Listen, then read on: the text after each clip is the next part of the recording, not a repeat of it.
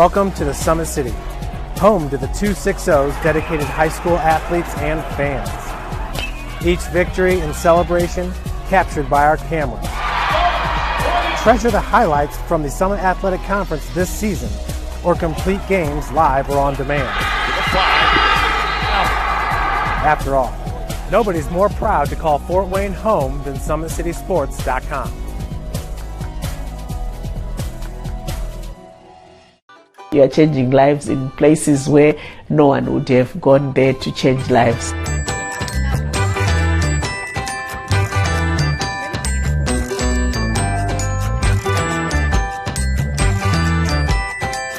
I think the difference is the joy in the children, the excitement. When break is coming, everyone is so excited because they are all going to the food, and that laughter and that noise that children make is something which is just nice in your ears to hear children laughing again. I'd like to say thank you very much. You don't know what impact you have put on those children. You don't know what smiles you have put on those children. So you are changing lives. You are changing lives in places where no one would have gone there to change lives. So we are so grateful and we say thank you. Thank you for watching Summit City Sports. To help broaden our coverage, we're asking you to become a monthly sponsor to our Patreon account. We produce weekly highlights and live video broadcast. When the Homestead girls golf team won its first state title in program history, we were there. When Fort Wayne brought back 3 state titles in cross country, we were there. We believe in sharing positive stories and setting the standard for how high school sports should be covered. Join us and donate today.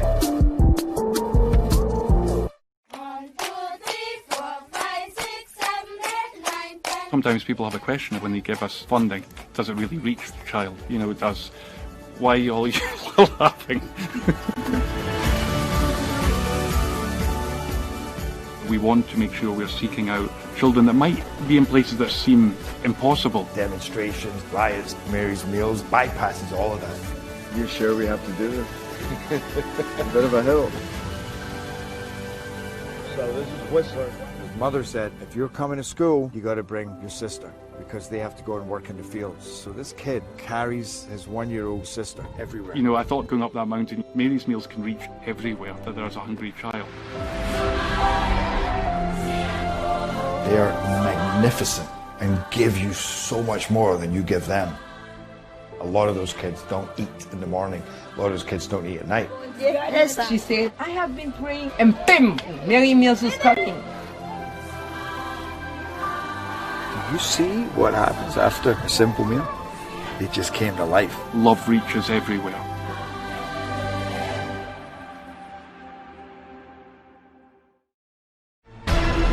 Thank you for supporting Summit City Sports.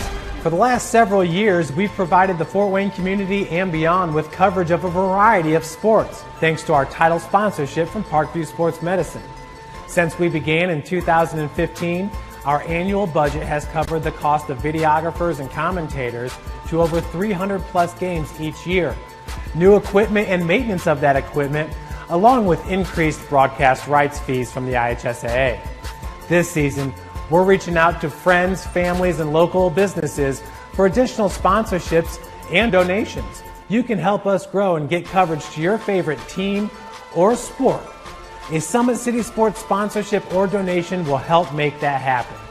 We have the goal of bringing fans live stream games of every SAC game we cover.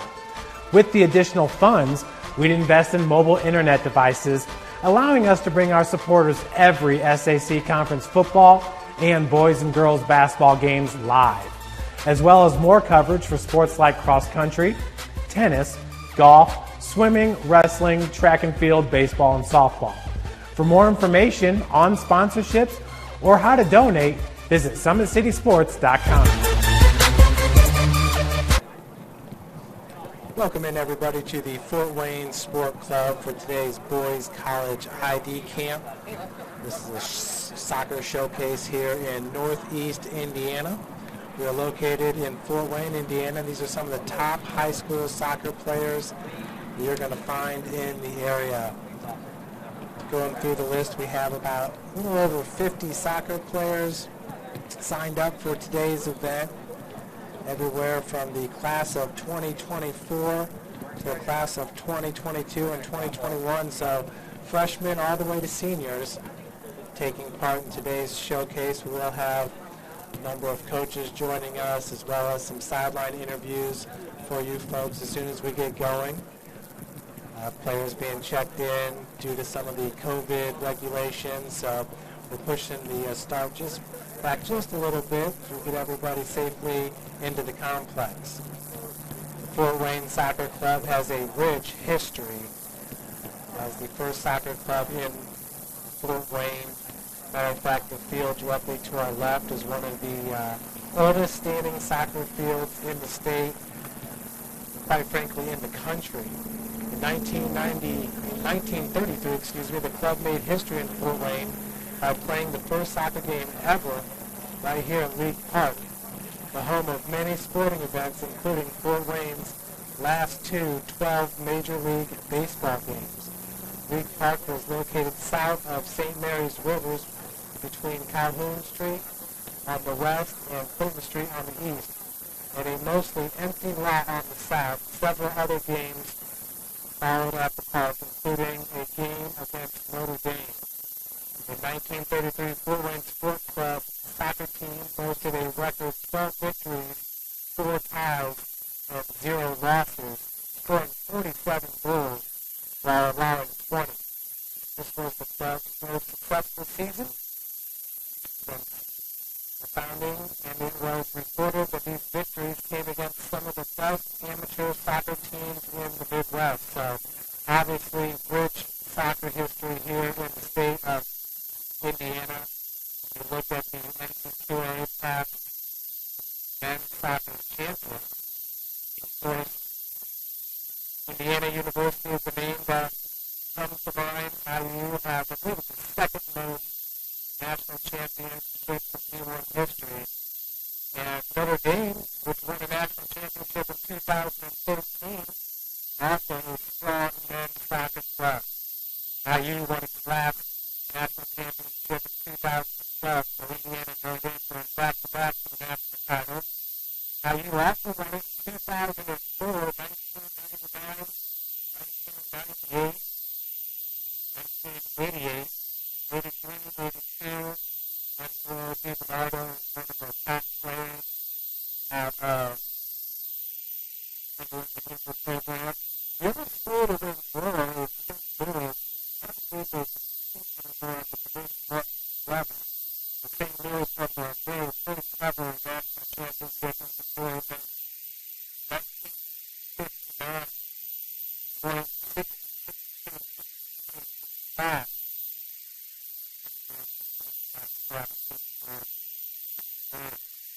Look at the guys traveling from the pitch. Moving ready to front stage. Showcase, obviously, going to be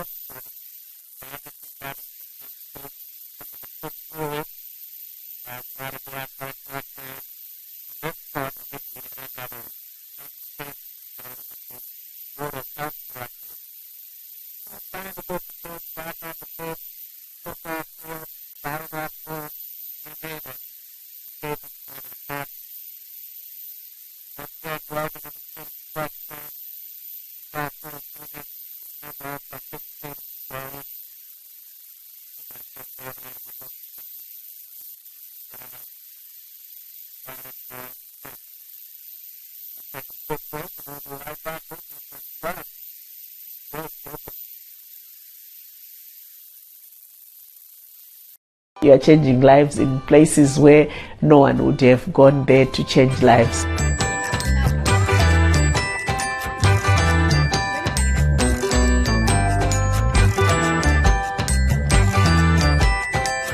I think the difference is the joy in the children, the excitement when break is coming, everyone is so excited because they are all going to the food, and that laughter and that noise that children make is something which is just nice in your ears to hear children laughing again. I'd like to say thank you very much. You don't know what impact you have put on those children. You don't know what smiles you have put on those children. So you are changing lives. You are changing lives in places where no one would have gone there to change lives. So we are so grateful and we say thank you. You sure we have to do this? A bit of a hill. His mother said, if you're coming to school, you got to bring your sister because they have to go and work in the fields. So this kid carries his 1-year-old sister everywhere. A lot of those kids don't eat in the morning. A lot of those kids, the only place they do eat is at that school. I thought going up that mountain, Mary's meals can reach everywhere that there is a hungry child. You see what happens after a simple meal? It just came to life. Love reaches everywhere. Welcome to the Summit City, home to the 260's dedicated high school athletes and fans. Each victory and celebration captured by our camera. Treasure the highlights from the Summit Athletic Conference this season, or complete games live or on demand. After all, nobody's more proud to call Fort Wayne home than SummitCitySports.com.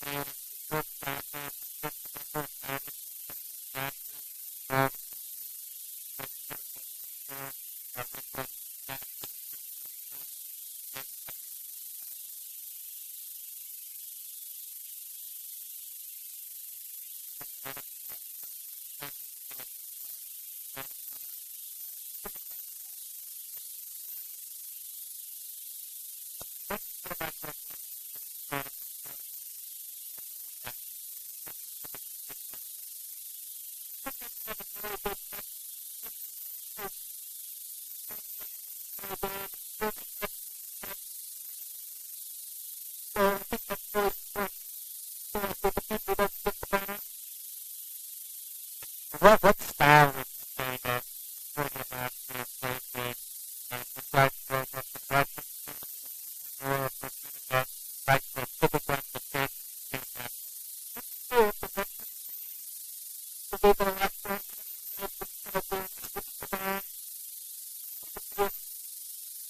what do you think about right now? You're right.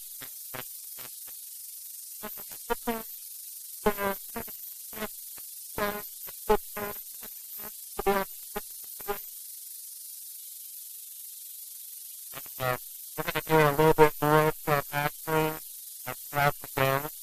We're going to bring in Pat Wilson, who is the vice president here at the Fort Wayne Sports Club. Obviously, the typical part of business event put together. But Pat, thank you for joining us. So, tell us about some of the guys that we're going to see on the play these days. How about you looking at some of the guys that you're practicing? Yeah, we've got, of course, all high schools, freshmen and seniors. We're looking obviously to the level. We've got several different clubs represented around the Fort Wayne area, Indianapolis, South Bend, Northwest Indiana, and there's some different different schools. So, our practice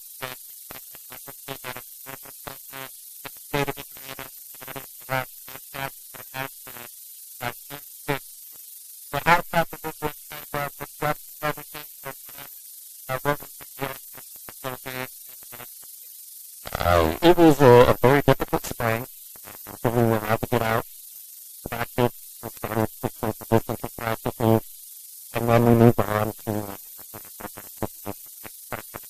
it was difficult. We did end up getting a few matches into the travel team. We did get a summer camp in. We've got youth rec going right now for the summer. We'll be coming up here in the fall. We did have our travel tryouts recently. Our travel team for next year. Still do have some spots available.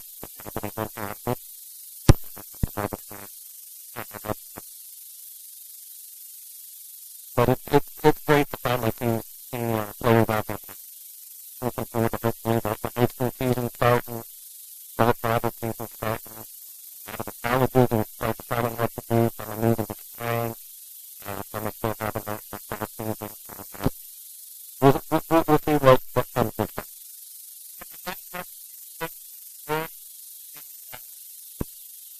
High school coaches, what to expect.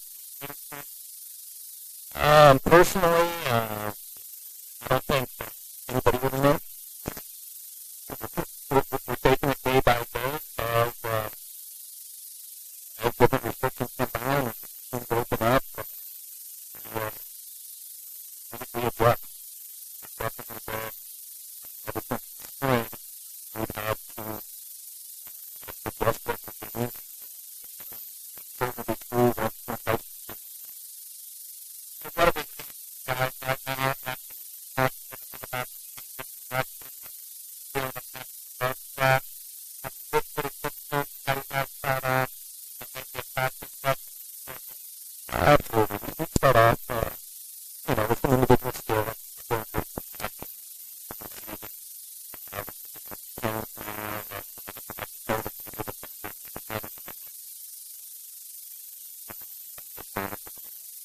player at the other end.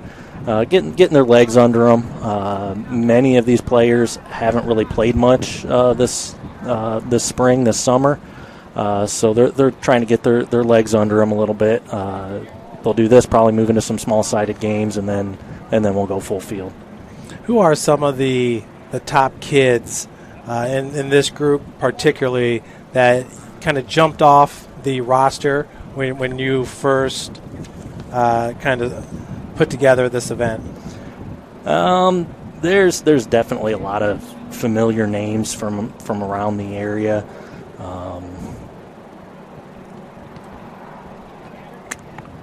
Looking here, you got Saad, a goalkeeper for Canterbury, very talented, is playing in the regional league.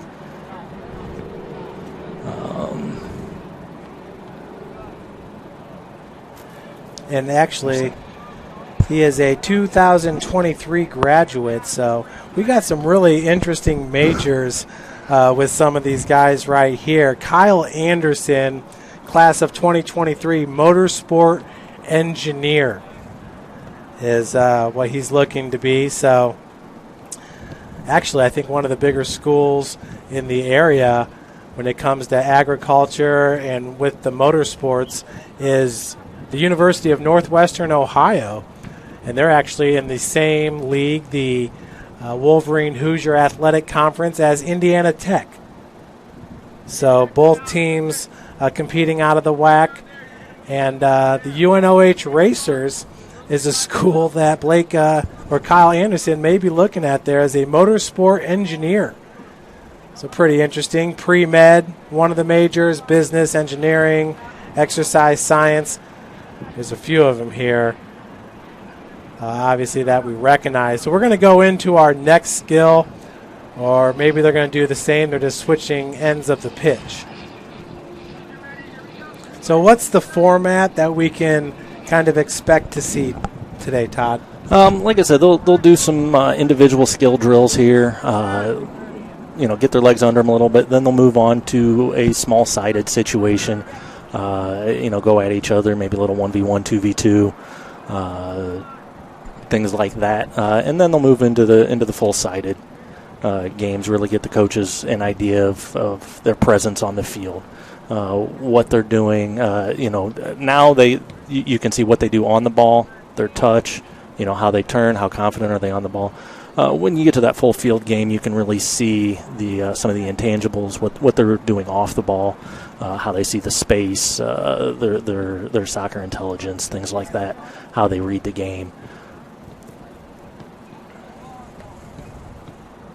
So the guys obviously looking pretty crisp down here to start off. What are we going to jump into next as far as the skills concerned? To be honest, I haven't spoken with the coaches to know what they're planning. We've got Mike Avery out there, who's the Fort Wayne FC coach. Unfortunately, their season was cut short this year before they even really had a season. So he's out there running the session, and I didn't speak with him beforehand to see what exactly he'd be doing. And you've also got looks like Russ Lawson out there, who is an assistant coach with Fort Wayne FC, as well as the Huntington University men's head coach. Yeah, speaking of Russ Lawson, the job that he's done there at Huntington University has really been outstanding. They're a team that's vying for a Crossroads League championship year in, year out, making it to the national tournament. Can you just speak a little bit to the success that Russ is having there over at Huntington? Absolutely. Especially the past couple of years, he's really had great seasons in building that program. He's been there 10-plus years. And I think it speaks a lot to him, his coaching style, and him as a person. I had the privilege of being an assistant with Russ for a year at one of the club teams here. And he's a phenomenal human being, and I'm sure that he looks for that in his players as well. Yeah. That's one of the most understated aspects, I think, that coaches at the next level and even in high school and the club level look at. not necessarily your skill, but are you a good teammate? What type of person are you? Will you fit with the team? There's a lot to be said for that can overcome some lack of skill. Yeah, and pretty neat when you look at Coach Russ Lawson's roster over there at Huntington University.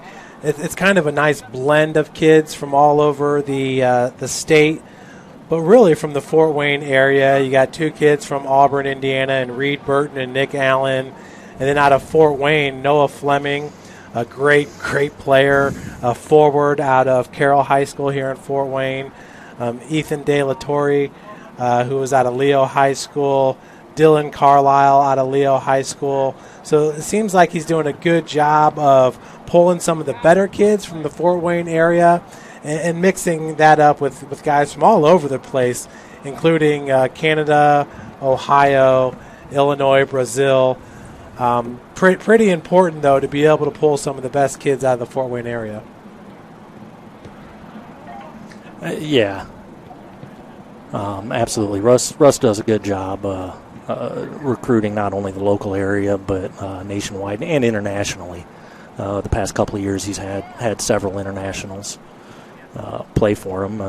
Some of them were very integral in some of his league championships. Any of those kids mentioned a part of the Fort Wayne Sport Club programs?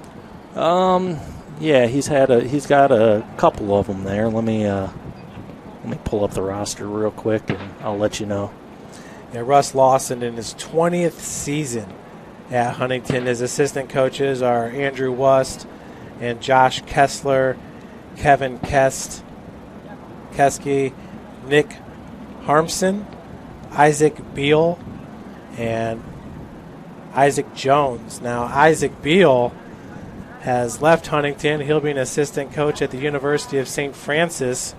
They have a brand new head coach, and St. Francis is about an 8-minute drive from here. Jake Essick taking over the program over there at the University of St. Francis. So pulling a good assistant coach there in Isaac Beal. Yep, and Jake is also on board with our coaching staff here at the Sport Club, as is Isaac and Russ, all of those guys. Looking at current Huntington guys,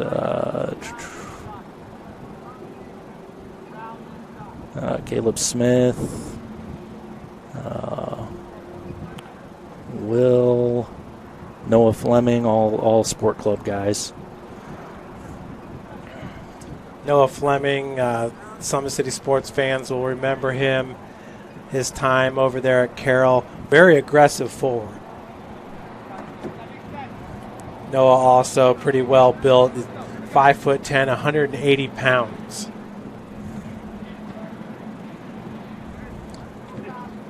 So the guys still kind of reversing their position there in the center as they're rotating through the lines. On the bottom of your screen, right there in the center, is number 838, Merrick Robinson. Robinson's a class of 2022. He'll be a junior this upcoming season. Tracks that ball down. Now, do you expect to see any competitive soccer here at this ID camp? As far as will they do 11 versus 11? Yes, absolutely. They're going to go about an hour and 15 of some drills, the small side, and then they're going to jump into the 11v11 games. That really will separate them for the coaches, as they'll be able to tell a little bit more how they react on the field, how they see the game, their soccer IQ.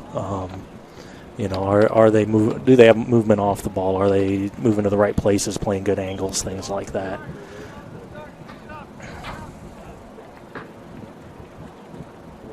So it looks like we're setting up for a new drill, and right now he's drawing attention there to that. Looks like that second cone. What do you expect the coach is giving instruction for right now? They're probably going to mix it up a little bit and change the passing patterns, my guess. Yeah, it looks like they've added a touch or two in there. Beautiful complex once again here at the Fort Wayne Sport Club. How many soccer fields do you guys have here on campus? We've got 8 fields, 8 full-size fields that get used, especially in the spring.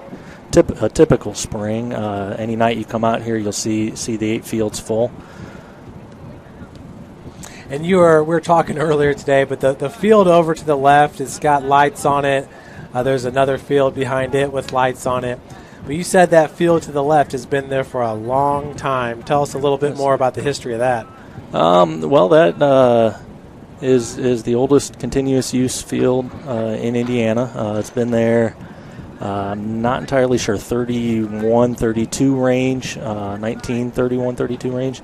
That it's been used, and it's seen a lot of use over the years. A lot of good matches, high school, club, then of course the Fort Wayne Sport Club first team and camps and everything on it. It's a kind of a little piece of history here in Fort Wayne. You know, one of the teams in the Fort Wayne area that's had a lot of success is Canterbury High School. That school also very close to this campus right here.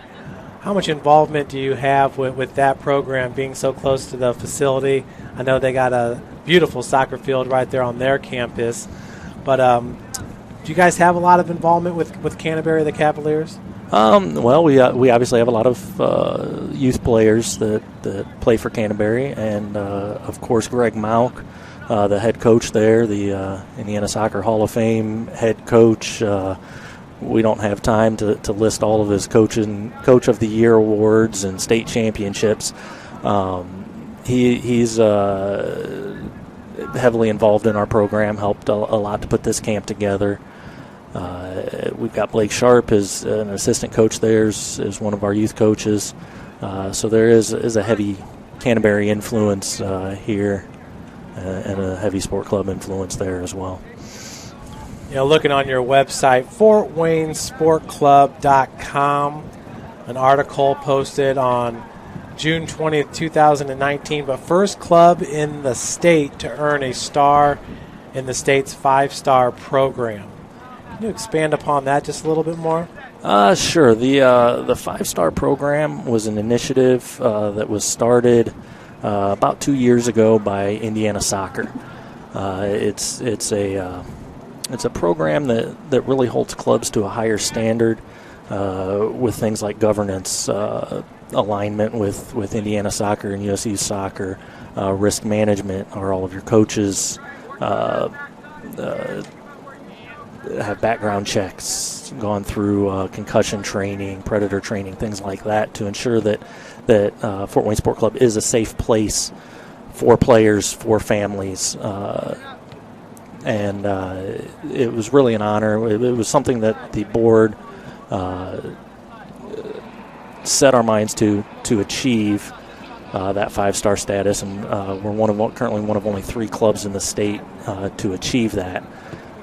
So that really should help. It holds us to a higher standard, really, with how the organization is run.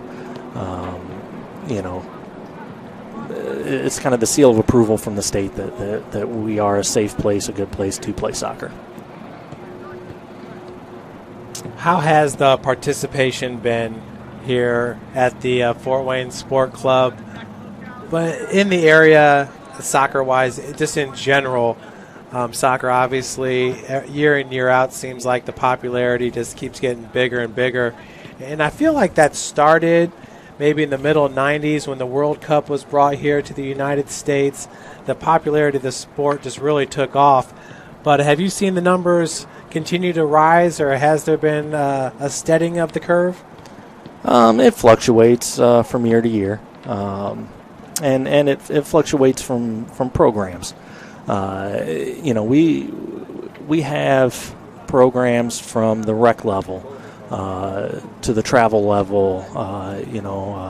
We've got Top Soccer, which is for physically or mentally challenged individuals. So really we've got kind of that cradle to grave from 5-year-olds up to 80+ playing here.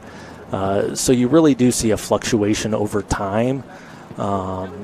It grows, it shrinks, in different areas, and it's just great to see so many people out playing and whatnot. I know the United States, there's a lot of buzz around one of the players, American-born players, who currently plays with Chelsea, I believe, football club. But is it Christian Pulisic? Pulisic. I've heard it pronounced many ways. I'm entirely not sure the proper one. But yeah, he's having a pretty decent season for Chelsea in the Premier League there. Came up through Dortmund and is now playing in England. Past couple of matches has put on a highlight reel. Is really getting some notice. Well, there's a local soccer player who left after his sophomore year over at Canterbury, but Akil Watts. Have you guys been able to keep up with him much? I think he was on the U19 national team, or... Yeah, he's I believe he's playing USL Championship Division now for, might be Louisville. Oh, and another name is DeMarcus Beasley, but there's been talks of maybe bringing a program around the Fort Wayne area. Is that like on a semi-pro level, or what they're talking about with DeMarcus? At least what I've read, I don't have intimate knowledge. Which interestingly, DeMarcus actually started here in our rec leagues many years ago. Is a USL team, which would be a professional team, kind of a what would that be? A third tier in the soccer pyramid team, bringing that level to the city, which would be great for the city. I think great for soccer in the city. Okay, we got a new skill taking place right here. The guys are all in a circle, and it looks like that ball is going through the center. And kids are coming from the outside. So what are you seeing here? Let me look here. It looks like they've got a just a different passing pattern, similar to what they've been doing.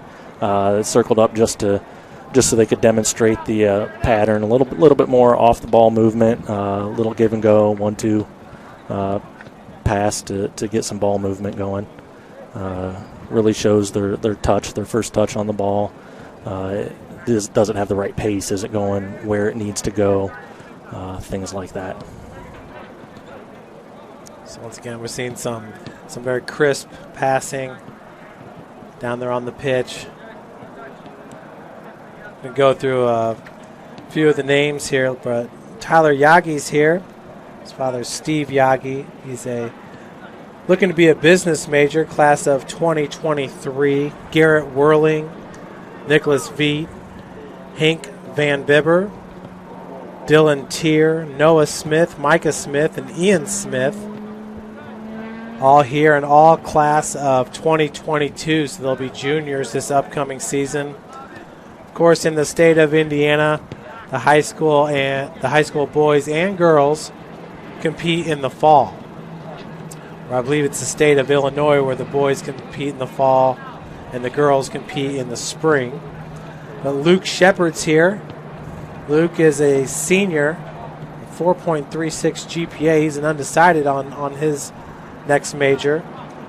Osvaldo Santaskoy, class of 2022.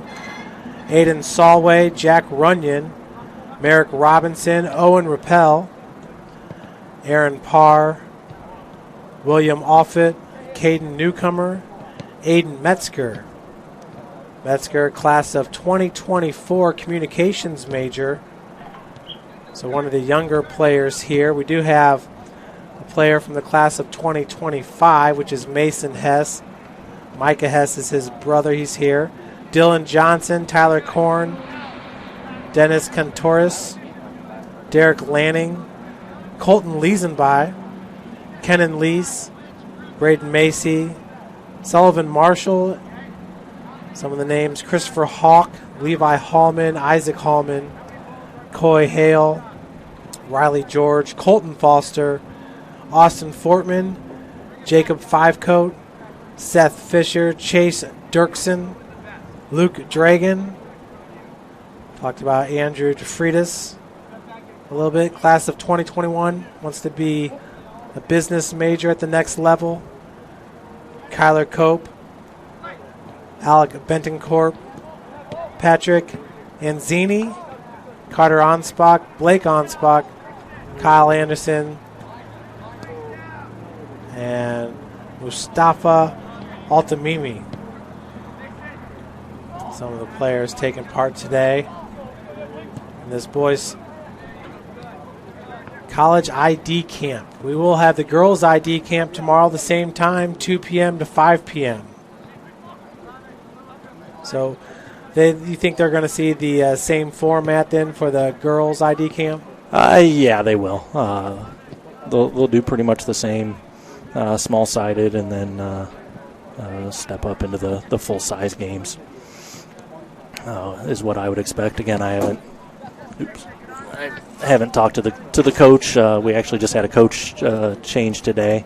The original coach isn't able to do it, but we found another fill-in, and there is still time for the girls if they want to register for tomorrow to come on out.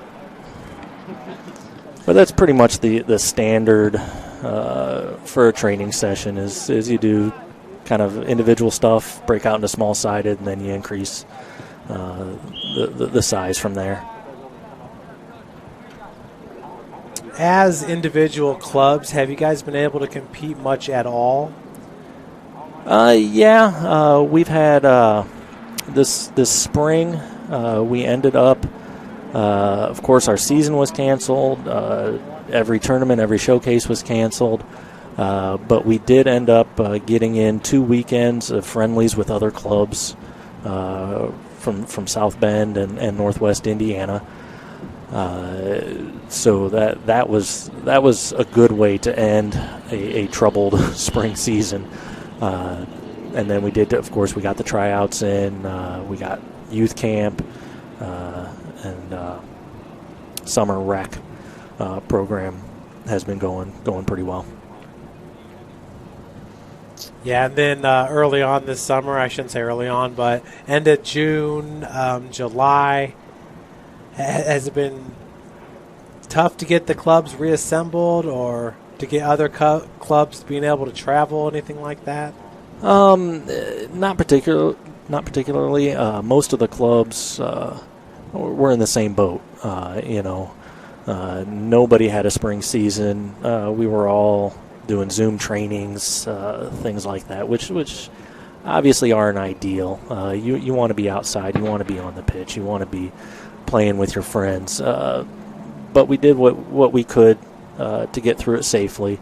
And then once we were able to play games and get out, most clubs were anxious. They wanted to get out. Most of the kids, the parents, they wanted to be playing. So it took a lot of work from the DOCs and coaches just in short notice to put together a schedule that would work for all the clubs, maintaining all of the different rules that we had to with separation for game start times and people that could be at facilities and things like that. But it worked out, and we ended up the spring season, I think, on a little bit of a high note with those friendly matches. How about getting the referees involved? That's one of the things heading into the high school season is some of the referees might be a little bit older, might be harder to find. We're going to answer that question when we come right back. We're taking a little bit of a break here at the Boys College ID Camp put on by the Fort Wayne Sport Club here in Fort Wayne, Indiana. We'll be right back.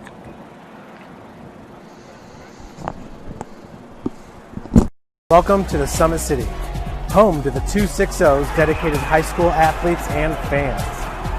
Each victory and celebration captured by our cameras. Treasure the highlights from the Summit Athletic Conference this season, or complete games live or on demand. After all, nobody's more proud to call Fort Wayne home than SummitCitySports.com. You are changing lives in places where no one would have gone there to change lives.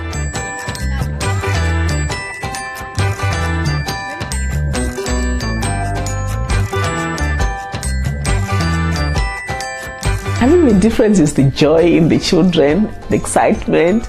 When break is coming, everyone is so excited because they are all going to the food, and that laughter and that noise that children make is something which is just nice in your ears to hear children laughing again. I'd like to say thank you very much. You don't know what impact you have put on those children. You don't know what smiles you have put on those children. So you are changing lives. You are changing lives in places where no one would have gone there to change lives. So we are so grateful and we say thank you. Thank you for watching Summit City Sports. To help broaden our coverage, we're asking you to become a monthly sponsor to our Patreon account. We produce weekly highlights and live video broadcasts. When the Homestead Girls Golf Team won its first state title in program history, we were there. When Fort Wayne brought back 3 state titles in cross country, we were there. We believe in sharing positive stories and setting the standard for how high school sports should be covered. Join us and donate today.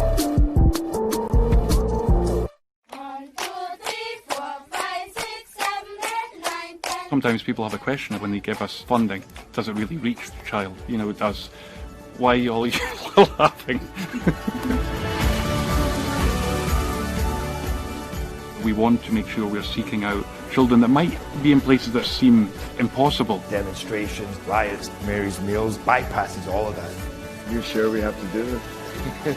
A bit of a hill. So this is Whistler.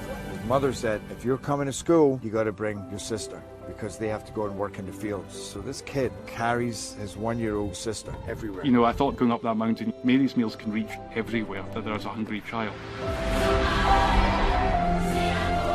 They are magnificent and give you so much more than you give them. A lot of those kids don't eat in the morning. A lot of those kids don't eat at night. She said, I have been praying, and bam, Mary Meals is coming. Do you see what happens after a simple meal? It just came to life. Love reaches everywhere.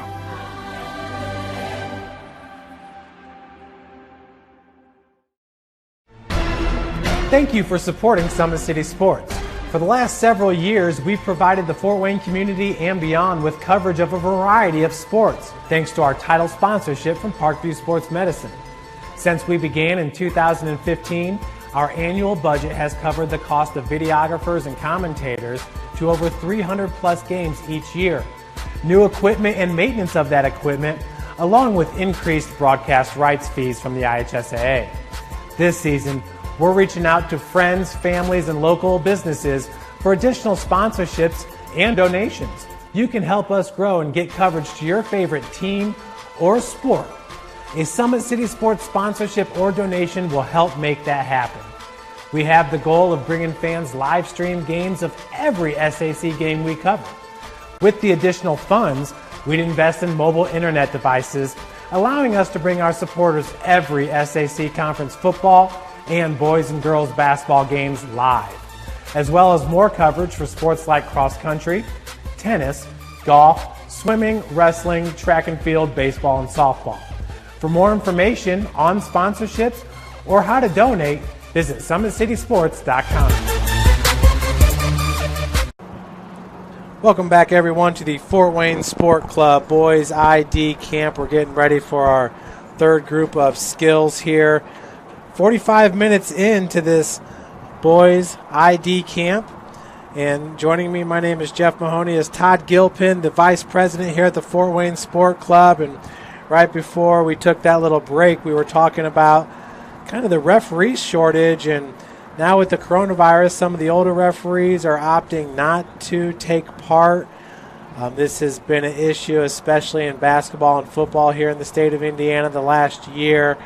But, yeah, Todd, how tough has it been, especially now with the COVID-19 situation, to get, really your referees that you've used in the past and really good, solid referees?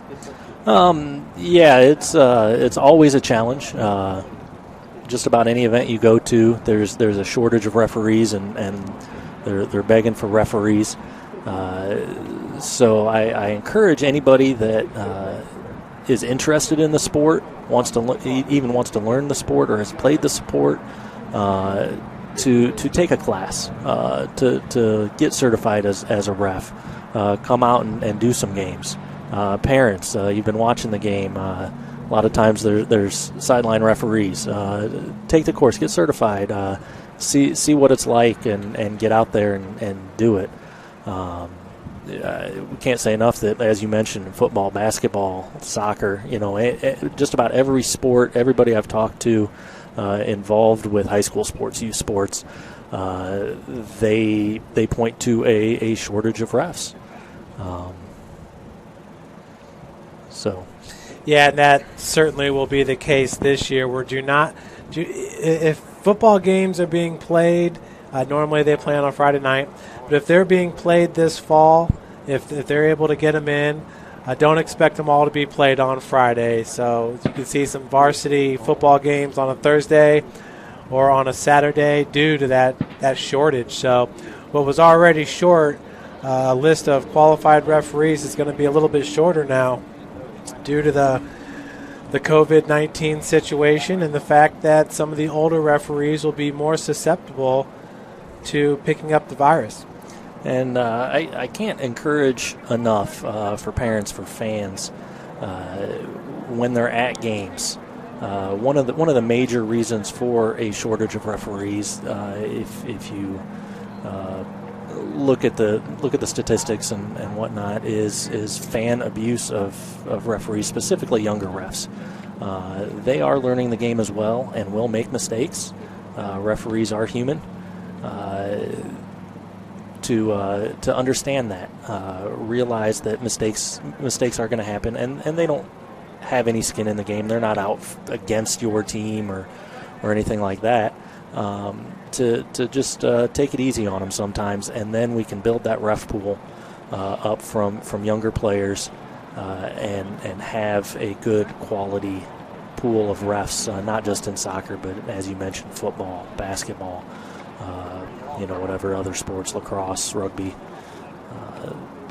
Just treat them fairly, as you would want them to be treated, as you would want to be treated if you were out there, and understand that. And it can go a long way to helping grow the game, helping the game get better. Yeah, and that's 100% the truth. That's just exactly why there has become a shortage. But it does pay pretty well. It's not like you're going out there if you become a referee and not getting paid. I think the college referees for a soccer match can make somewhere close to $100 per match. So a great way to stay involved with the sport, but also make a little bit extra money. Absolutely. I've thought about doing it myself. Me as well. So, yeah, our criticism definitely can go a little bit too far at times, and it has effects.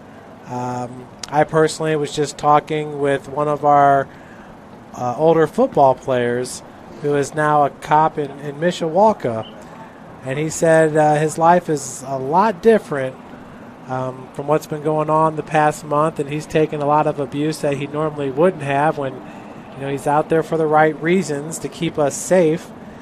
And I think we all understand that there's going to be some bad apples, but we shouldn't let the bad apples speak for everybody. So it's a tough time on a lot of different industries right now, and try to keep it positive and be encouraging.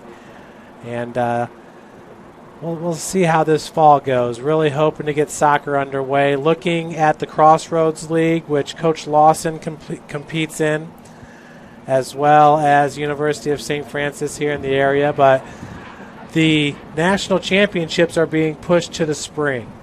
So obviously with the NAIA, there are conferences throughout the country. Some of the conferences are opting not to have fall sports. So without a 50% participation, you can't have a national championship. So they are moving the national championships to the spring. But I do believe the Crossroads League is going to try to get maybe half of their regular season games in the fall, and that will be determined hopefully later this week. But it will be exciting to get some soccer, some competitive soccer being played.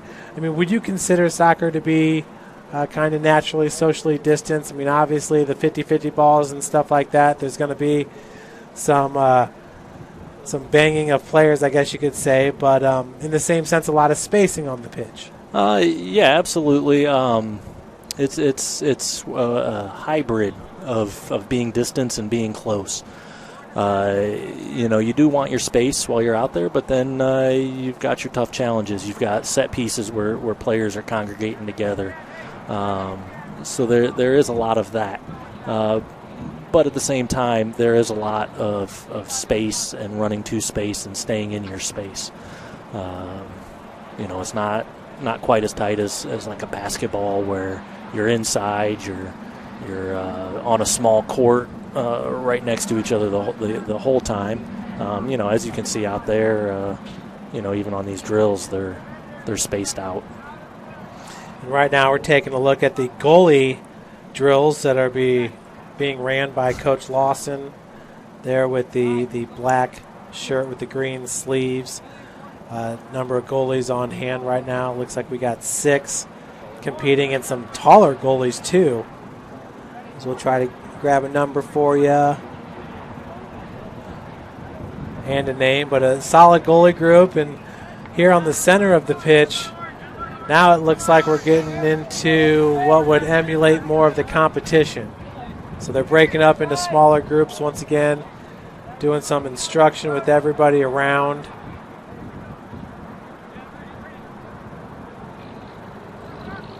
And it looks like the guys are once again going to be split up into 3 groups and try to get as many touches as possible here with this ID camp.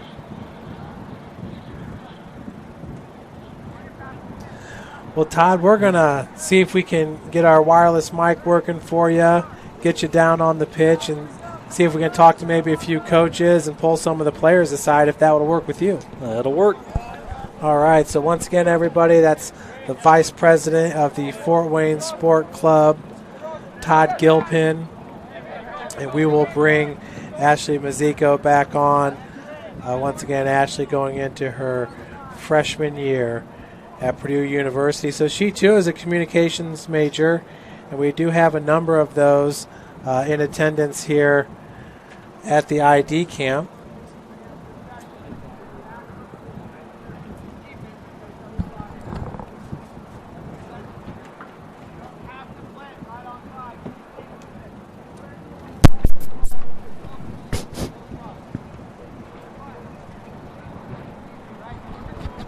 It'd be nice to hear from some of the players down on the pitch, just kind of maybe what their experience has been like the last couple months, how excited they are to get back on the pitch,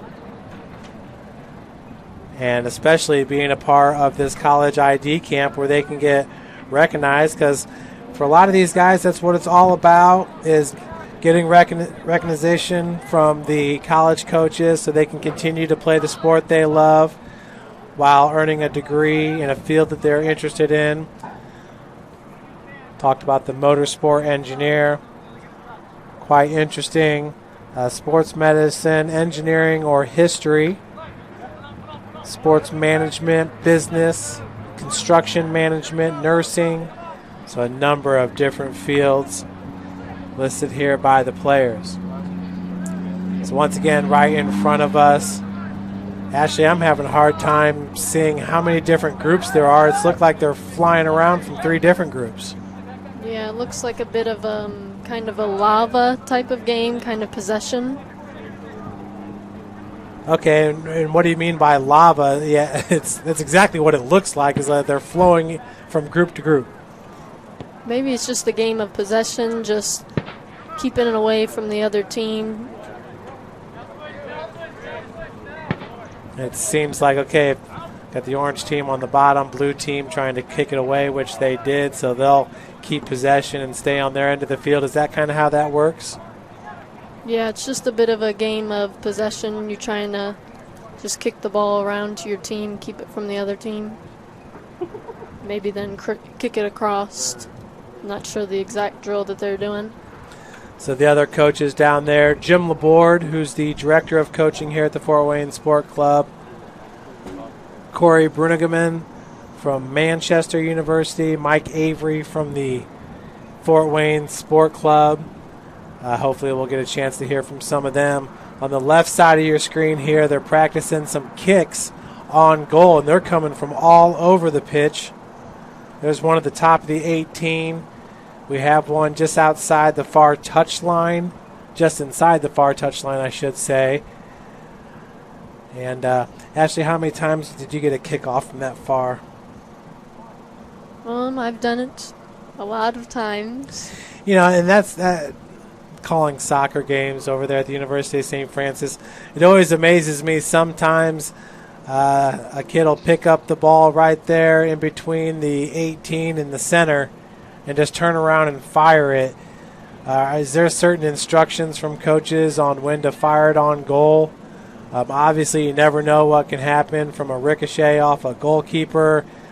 Sometimes those putbacks are your most, I don't know, I guess your best chance of scoring. Yeah, if you have just any free space and you're close to the goal, you might as well shoot it. You never know. We'll look for some numbers here.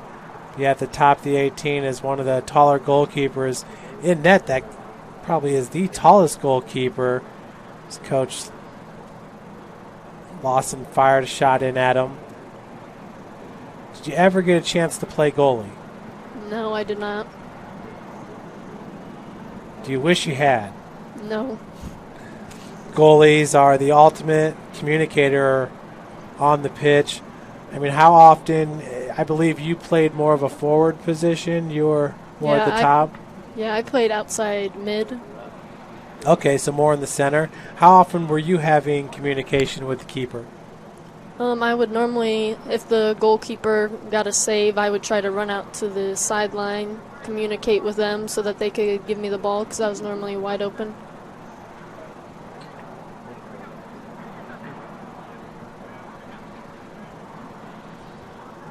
So these guys getting to work out there in net once again.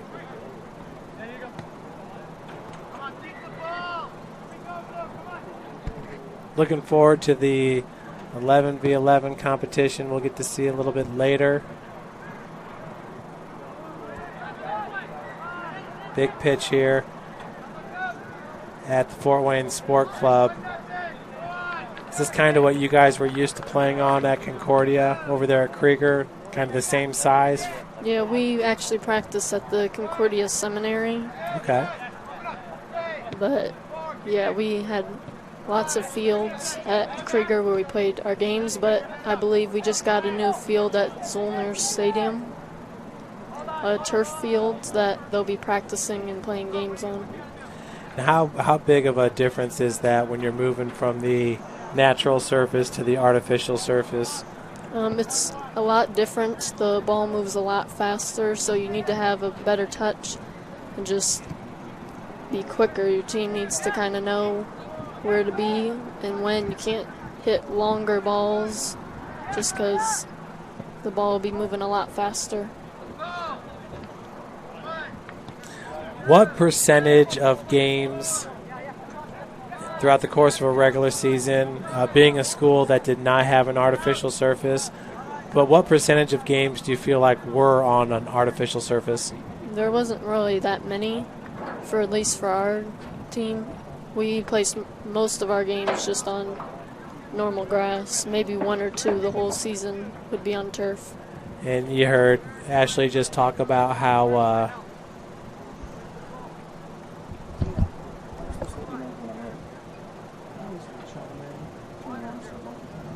I can just communicate with you. You can hear me though, right? Yeah, when I put them in. Okay. Yeah, if you just put one in, it should be fine. Okay. Yeah, just an age after that. Okay. I'm going to start with the coaches until they start games. And when they start games, I'll talk to the second. Yeah, so Todd Gilpin, now the vice president of Fort Wayne Sport Club, going to head down. He's going to start talking with some coaches and just kind of take us around the horn a little bit.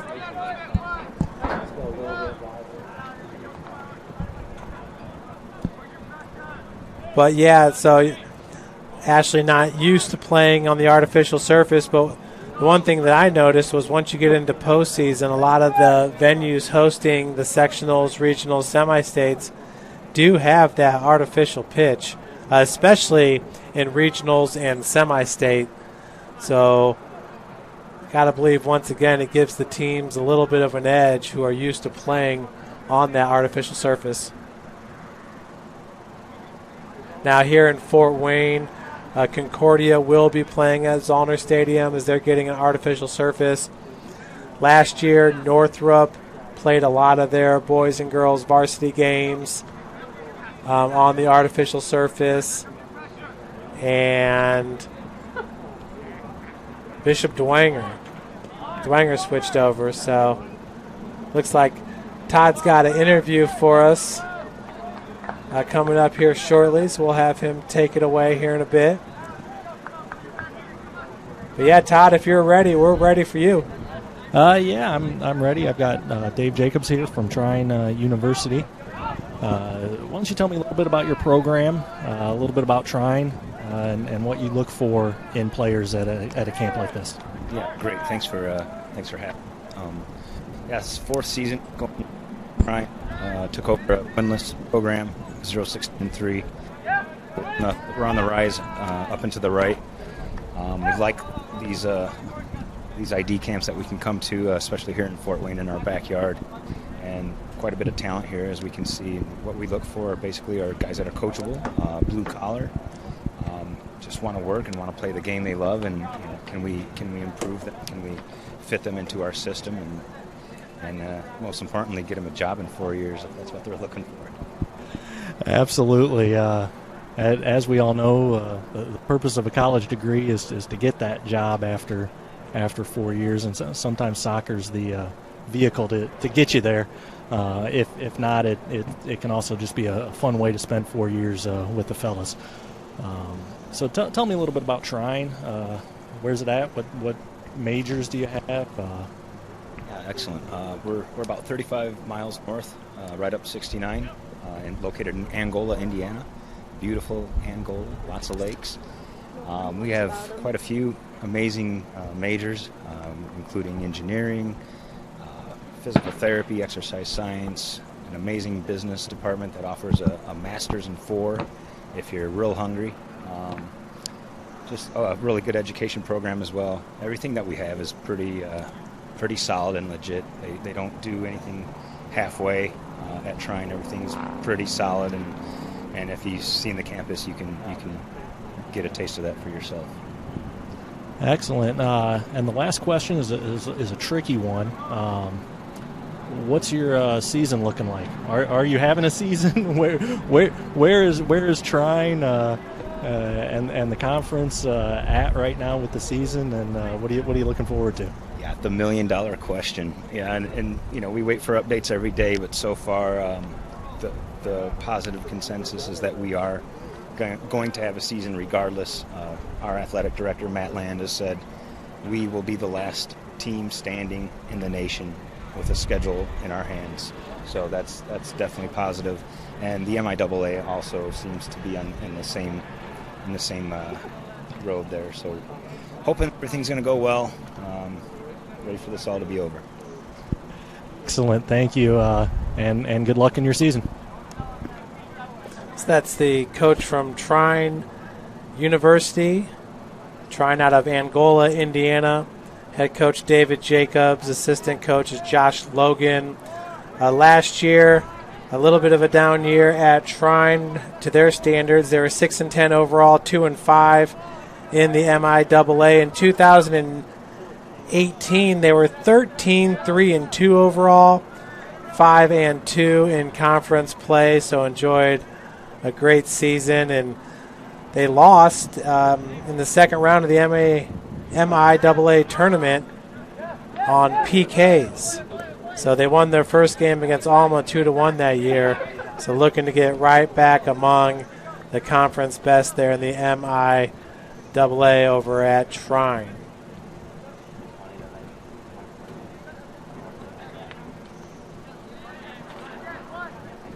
So you could hear, once again, just the uncertainty there. But it's one of the reasons why we're putting on this live stream for coaches everywhere to maybe be able to tune in and check out a player that they're looking for, that they've had interest in the past. And I know we're all kind of anticipating the 11 versus 11 matchup here to really see these guys in action.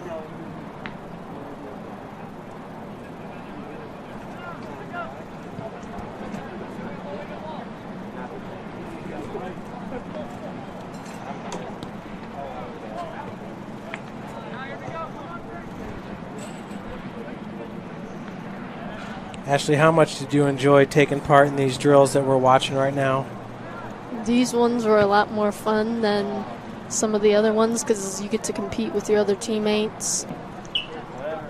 How many years did you spend playing soccer?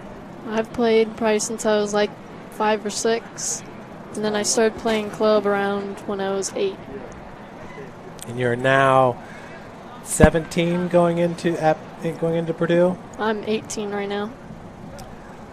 So, wow, majority of your life spent playing soccer. How do you stay involved right now since kind of your competitive days as far as school's concerned? Are they fully behind you? I'm not going to be playing soccer in college. I might play for a club team or something, but I've just been playing some pickup games and playing little games whenever I can. I joined a few different little leagues that play like once a week games, so trying to stay active still. Well, we see a few names here on this list.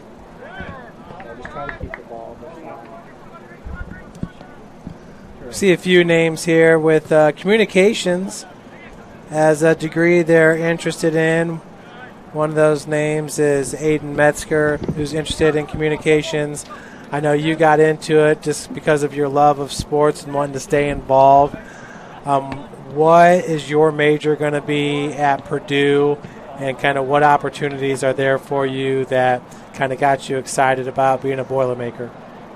I'm going to be studying film and video studies, so I'm hoping to be able to work with the Big Ten and put on a few different games for just national TV. That's kind of what interested me to go to that school. And you said working with the Big Ten network in that aspect. Purdue, obviously, great athletics there with the women's basketball, men's basketball, two of the sports that really pop out. And it looks like guys are getting a breather here. We'll see if we've got a new drill coming into play.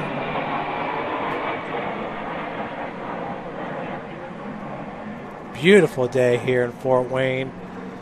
Yesterday we got some rain, which really helped the pitch. Okay, I'm sitting here with Corey Brueggemann, Manchester University. Corey, tell me a little bit about Manchester, your program there, your soccer program, what you look for at camps like this. So we're a Division III school about 30 miles west of Fort Wayne. We compete in the HCAC conference, so that has teams in Indiana, Ohio, Kentucky. And right now we're just out here trying to find kids who we think will fit the culture of Manchester, and I think we've done really well to kind of change the aspect of not only bringing in high-level players, but just really good teammates, guys who can carry on the mission and values of what we're trying to do. And a lot of that is being able to consistently push yourself and push others in training in the off season, and then be able to perform when they get on the field. Yeah, that's a great answer. That's the second coach we've spoken with, and the second one that talked about fitting in with the team culture, some of those off the field aspects. So it is definitely more than just on the field ability that coaches are looking for. Corey, tell me a little bit about, I believe it was just yesterday, the HCAC announced the conference was moving to the spring for the soccer, typically in the fall. It's now moving to the spring. What's that do for your program? What's that do for your players? What are you looking for in the season coming up the next year? Yeah, so it right away just forces us to be more creative with everything coming as a coaching staff, and then as how we deliver that to our student athletes. But I'm actually really excited. This is the first time ever that the Division III will be able to operate similarly to a Division I or Division II model. And what I mean by that is we were given 114 days from the NCAA, and we're allowed to basically divide those up however we want to. So if we want to train for 5 to 8 weeks in the fall, we can, and we can train in the winter, and then obviously compete in the spring. So it just gives us more, I guess, universal access to our student athletes where we've never had before, and we're going to be able to see right away how we can benefit from that and throughout the year. And then obviously we just want to hit the ground running in the spring, but at the end of the day we're just thankful to hopefully be able to train in the fall and continue to grow the program throughout that time. Excellent. Thank you, Corey, and good luck as you hit the field this spring. So yeah, obviously it will be just a little bit different, getting used to spring competition as opposed to the fall. But one thing I'd like to know from these college coaches, there's a little bit of a benefit of having a season in the spring as opposed to the fall. It gives your freshmen an opportunity to really compete, get in the weight room a little bit, get their endurance underneath them, and they can be totally different players as freshmen with that semester under their belt to get that college training in. So I'm not sure. I know some of the coaches are looking at it as a positive in that aspect. But in the same sense, things are definitely changing. And it's definitely going to be tough on the sports information departments when you're going to have all the sports to deal with in the spring and not a fall season to kind of break that up. So that'll be interesting in itself. Once again, the guys here in that lava drill, as Ashley might call it, kind of morphing from group to group. And how does that work? The group that kind of wins the battle moves on, or? If you lose the ball, then you're in the center, and then you have to defend. A certain amount of people will come into the box and defend. We've seen quite a large number, I guess, of the people on the outside. What exactly is the drill designed to do? It's supposed to help you with touches and ball movement. And then for the defensive team, just help you defend. Obviously, the defending team has less players, so you have to kind of work with your teammates to mark certain people. What's your interpretation of kind of what we're seeing from the guys right now on the pitch? Do they look pretty, I guess, finely tuned right now? Yeah, they all seem to have pretty good touches, especially by taking a good amount of time off. They seem to be getting back into it really well. Anything really sticking out to you as far as what you're seeing down there? Definitely a lot of crisp, good passes. Once again, really important, as we saw right there at the top of your screen there, picking that ball out of the air but just keeping it right glued to his foot. And a soft touch to the outside. See right there, he's looking for his teammate. Don't have the number in green. And it ended up in the group in the middle, and it looks like they lost possession because of that.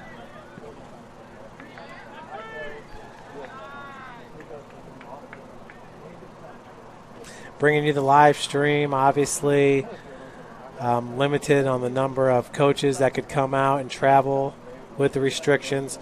Okay, Ashley, somebody did something wrong because we have a bunch of push-ups. Could you speak to that? When might you have to do push-ups?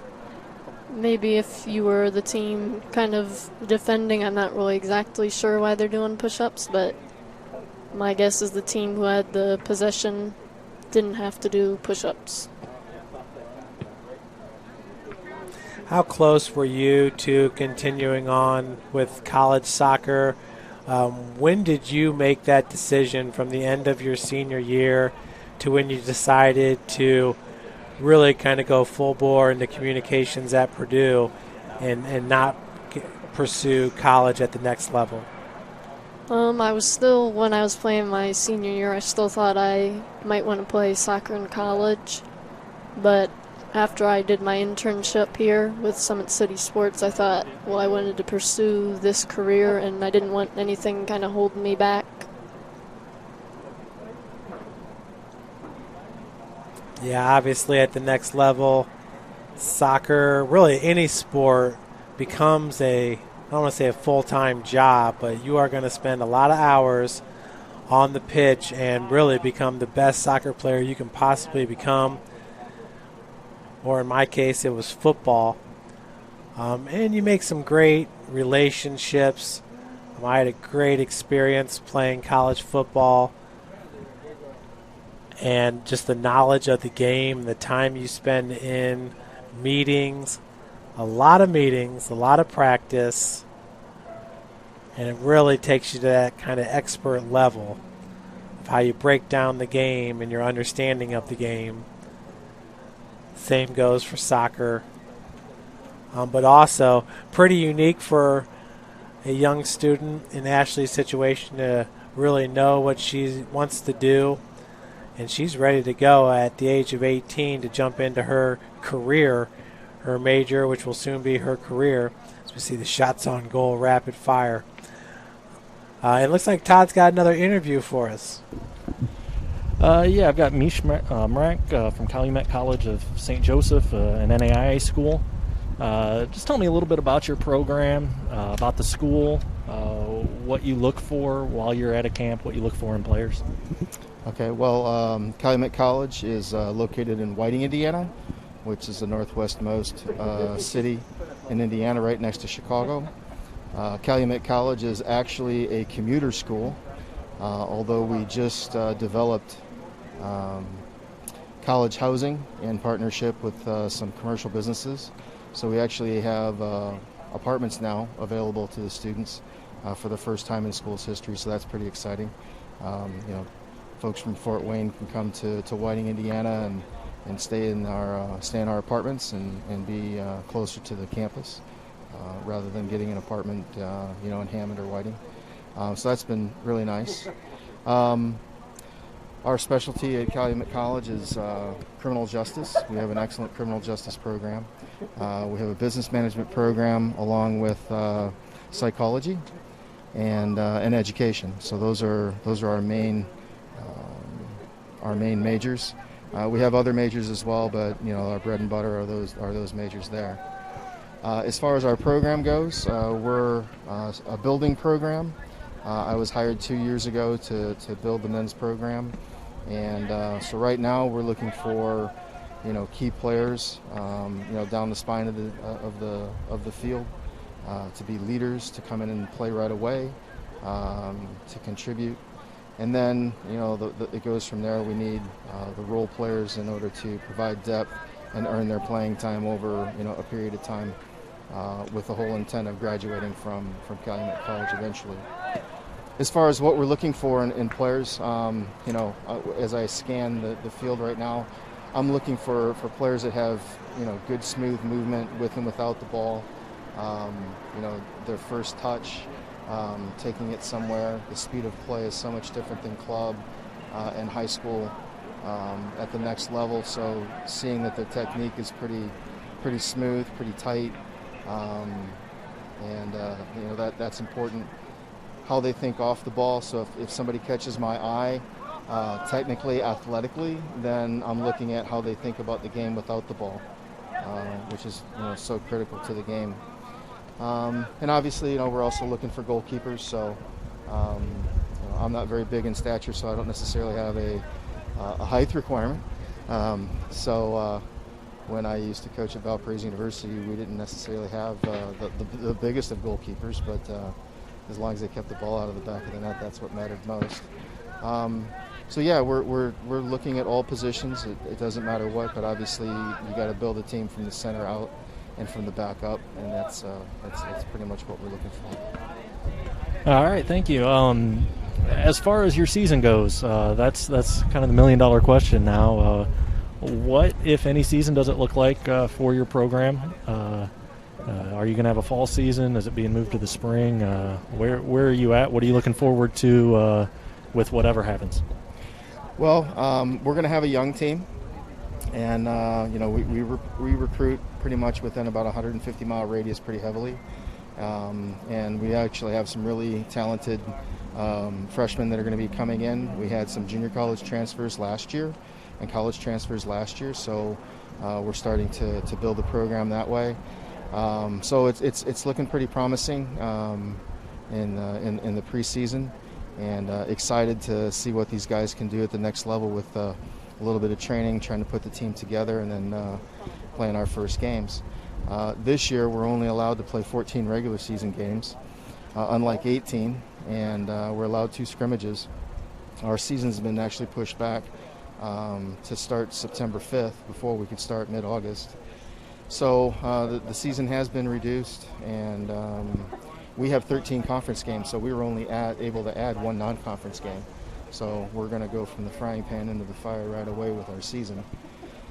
As far as what the outlook is, the Athletic Directors Council met last week and recommended that soccer be pushed to the spring. And then the President's Council, and I'm not sure about this, but the President's Council either meets later this evening or tomorrow morning. We'll know something more by the end of the week if the President's Council follows the athletic directors. And then the NAI, if the President's Council votes on that, then the NAI will basically instruct each individual conference to make a decision about what they would like to do, whether play in the fall or play in the spring. Some of the things that we'll have a challenge with in our conference is some of the schools are pretty heavy with international players. We have a couple of international players, but right now those players are flying back. They have flights secured. They are getting into the country, and the other ones actually stayed here in the States over the summertime. But some of these schools, their players went home. They don't know if they're going to be able to get into the country, and they've expressed to the conference that they don't even know if they're actually going to have enough players to make a team. So there's a lot of questions, still up in the air. And I know some of the NCAA schools in Division II, like the GLVC, where University of Indianapolis plays in, they moved their season to the spring, and they're pretty much scheduled for pretty much just a conference schedule in the spring. So it's very possible that our season could be pushed back to the spring. All right, thank you, and best of luck in your season whenever it happens, and good luck here finding some players. So great interview there from the Calumet College of St. Joseph's, Mizmarak head coach, and he does have players from all over the place: Honduras, England, Netherlands, Indiana, Illinois, just to name a few. So we got a little bit of a break. We'll be right back with more from the Fort Wayne Sport Club Boys College ID Camp.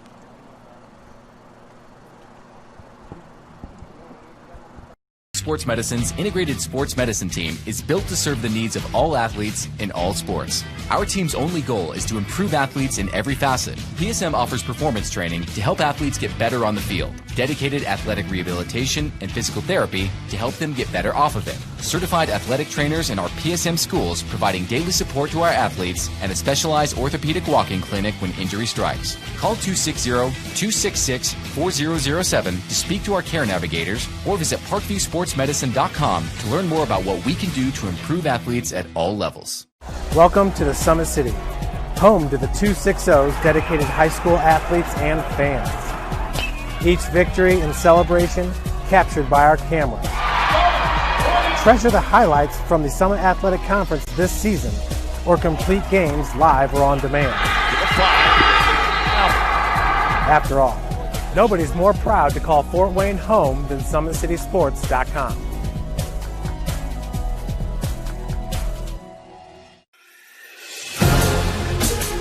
Developing athletes to be foundationally strong.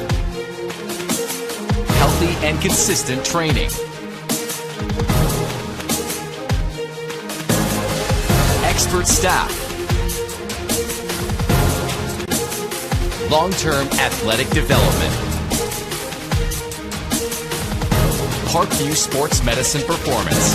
Any athlete, any age, any... Welcome back, everyone, to the Fort Wayne Sport Club in Fort Wayne, Indiana, where it's time to compete 11v11. Here at the Boys College ID Camp, we just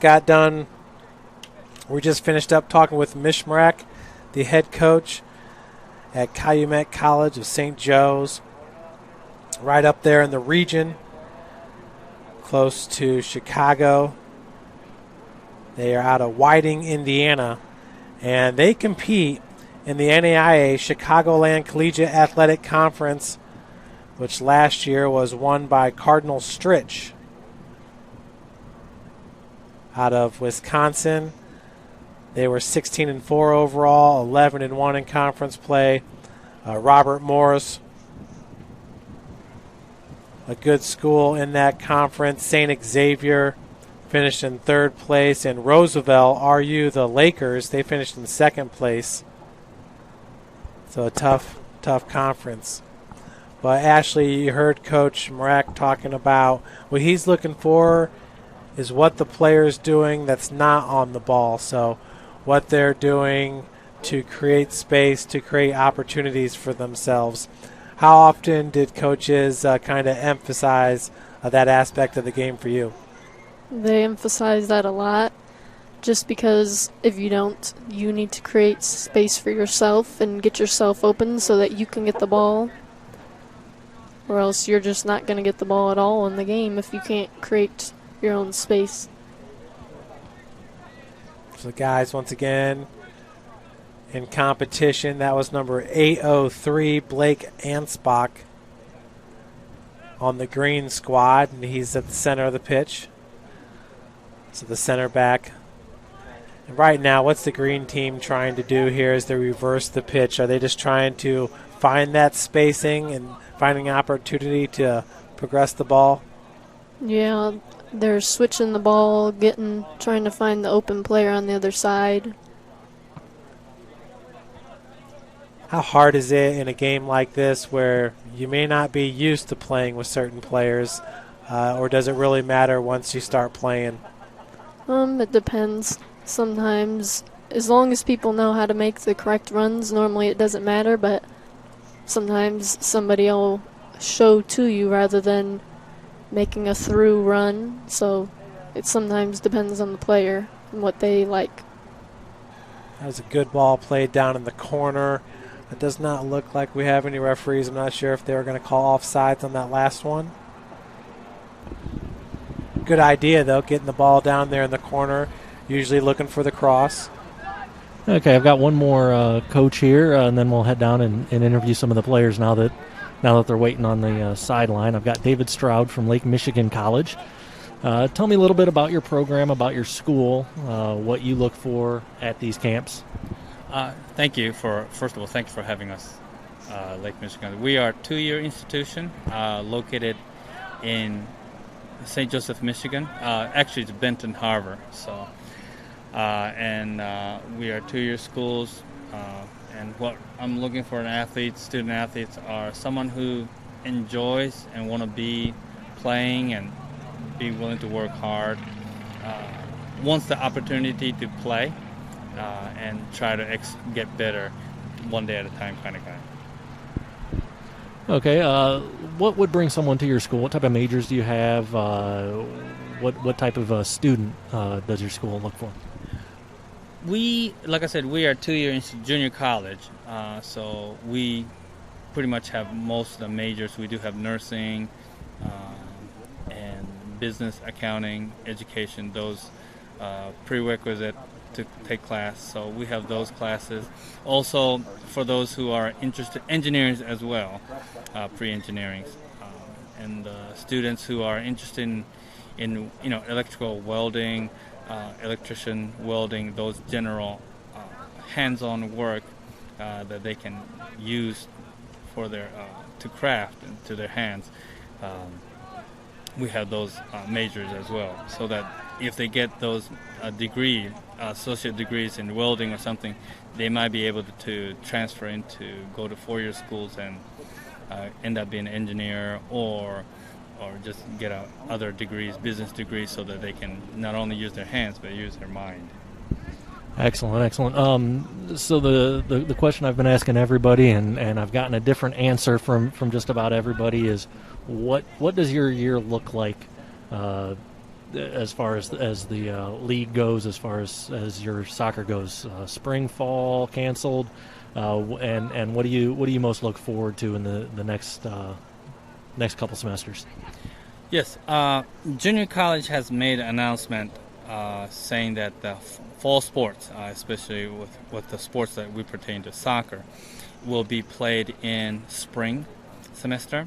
So this fall semester we will be allowed to train for about 60 days, which is close to the season duration of our regular seasons. So we'll continue to work and try to get better. And then as far as the following season, it'll be interesting. You just don't know what to look forward to. But at the end of the day, what I do look forward to, and I've been talking to my players, is just let's take one day at a time.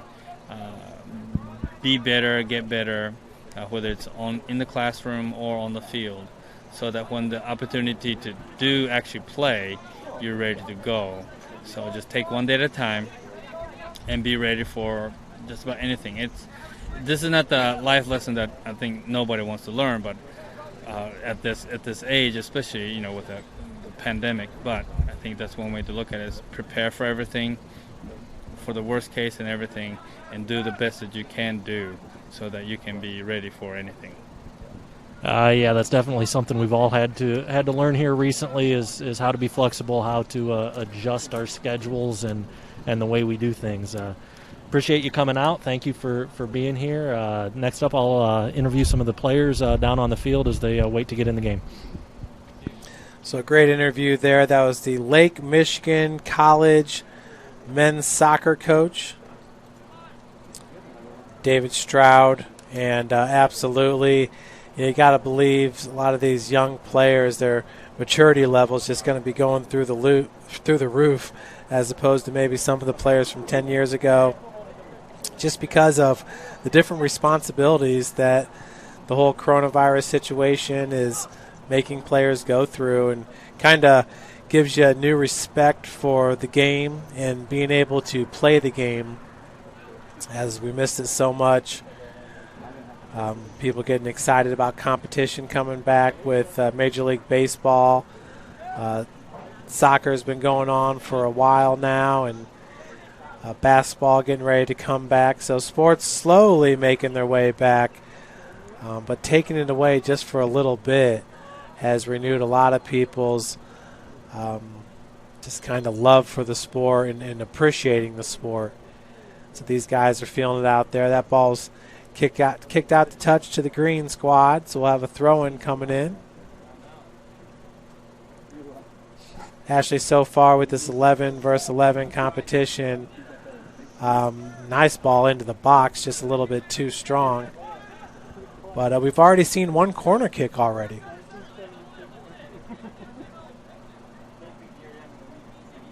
So that'll be played back to the keeper. Just a little bit hard to see the numbers from up here in the press box. Are you able to see a number on that keeper down there?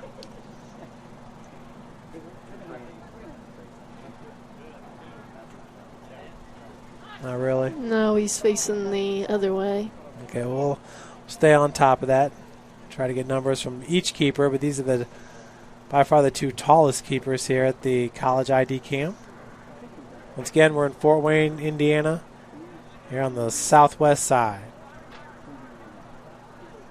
just west of downtown. Home of Parkview Field and the Fort Wayne Tin Caps, who had their season canceled this year. And nice job taking that way by the center back for the green squad. That's who took the corner kick right there. That's Caden Newcomer in orange.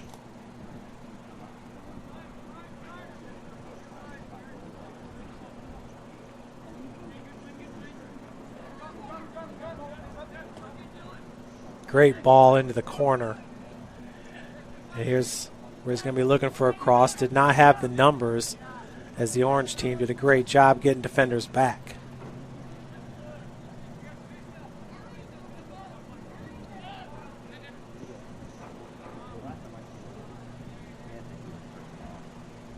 Three defenders back for the green team.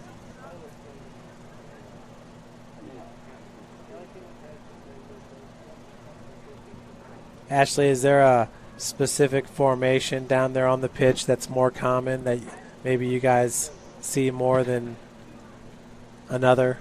At my school we played, it was a 3-3-2. So we had 2 forwards, 3 backs. And then we also had a attacking center mid. Sometimes on that defensive back line, you might see 4 defensive backs, sometimes 3. What's that normally depend on? It just depends on how comfortable your backs are.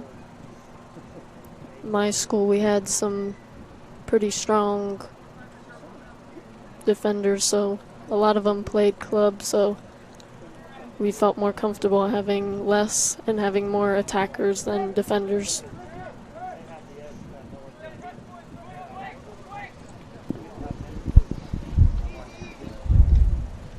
Okay, I'm standing here with Osvaldo. Tell me a little bit your name, what school you go to. So I'm Osvaldo Sanascoy de la Rosa. I go to Homestead High School. I'm going to be a junior now. Okay, and I see the gloves on, so you're obviously a goalkeeper. What do you hope to get out of the experience today? What do you think you could bring to a college team? What's some of your better attributes as a player? So I sometimes have on and off days, but most of the time I have fast reflexes. And I'm out here just for the experience, just because I thought it was going to be a fun experience. Since I'm younger for my class, like I should be a sophomore. So I'm just trying to see like what the level is and where I'm going to play for U19 this year. So. All right. What do you hope to study at the next level in college when you get there? What are you interested in? I want to be a physical therapist when I grow up, so I was going to look into the physical field and like the health.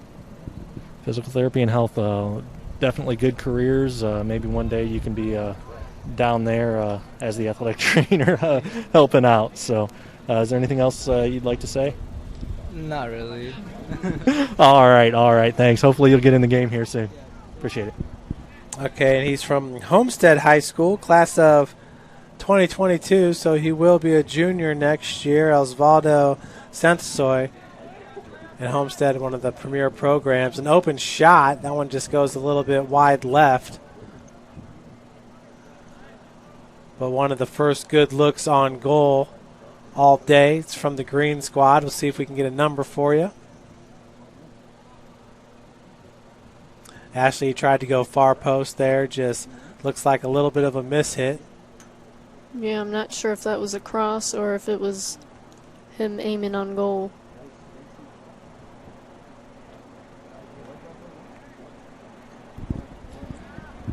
Okay, I'm standing here with Owen. Owen, tell us a little bit about yourself, where you go to school, what position you play, what you hope to study at college. So I go to Carroll High School in Fort Wayne, class of 2021, so it'll be my last year. I play anywhere in the midfield, mostly CDM, but cam sometimes. I guess what I'm hoping to get out of it, I just wanted to play more, honestly. Just talk to colleges, see what's going on. For studying in college, think about business, and then possibly going to get a pre-law degree, or a degree in law school. Be a lawyer, maybe own my own firm after that. That's kind of the plan. All right, excellent. Some very good goals there. So in your high school season, looking forward to it? Yeah, for sure. What are you looking forward to? Mostly just the last chance to win state. That's the biggest thing. Because like last year we kind of choked in regionals, so hopefully this year we can do better, make it all the way. All right, excellent. Thank you. Good luck out there today. Once again, one of the top programs in the area from Carroll High School. That was number 837, Owen Raphael. Wants to study business, wants to be a lawyer, own his own firm. So this is 821 is coming up next is Evan Hess. Okay, got Evan here. Evan, tell us a little bit about yourself, where you go to school, what positions do you play? Tell us a little bit about your game, maybe what you look to do in the future. I go to Carroll High School.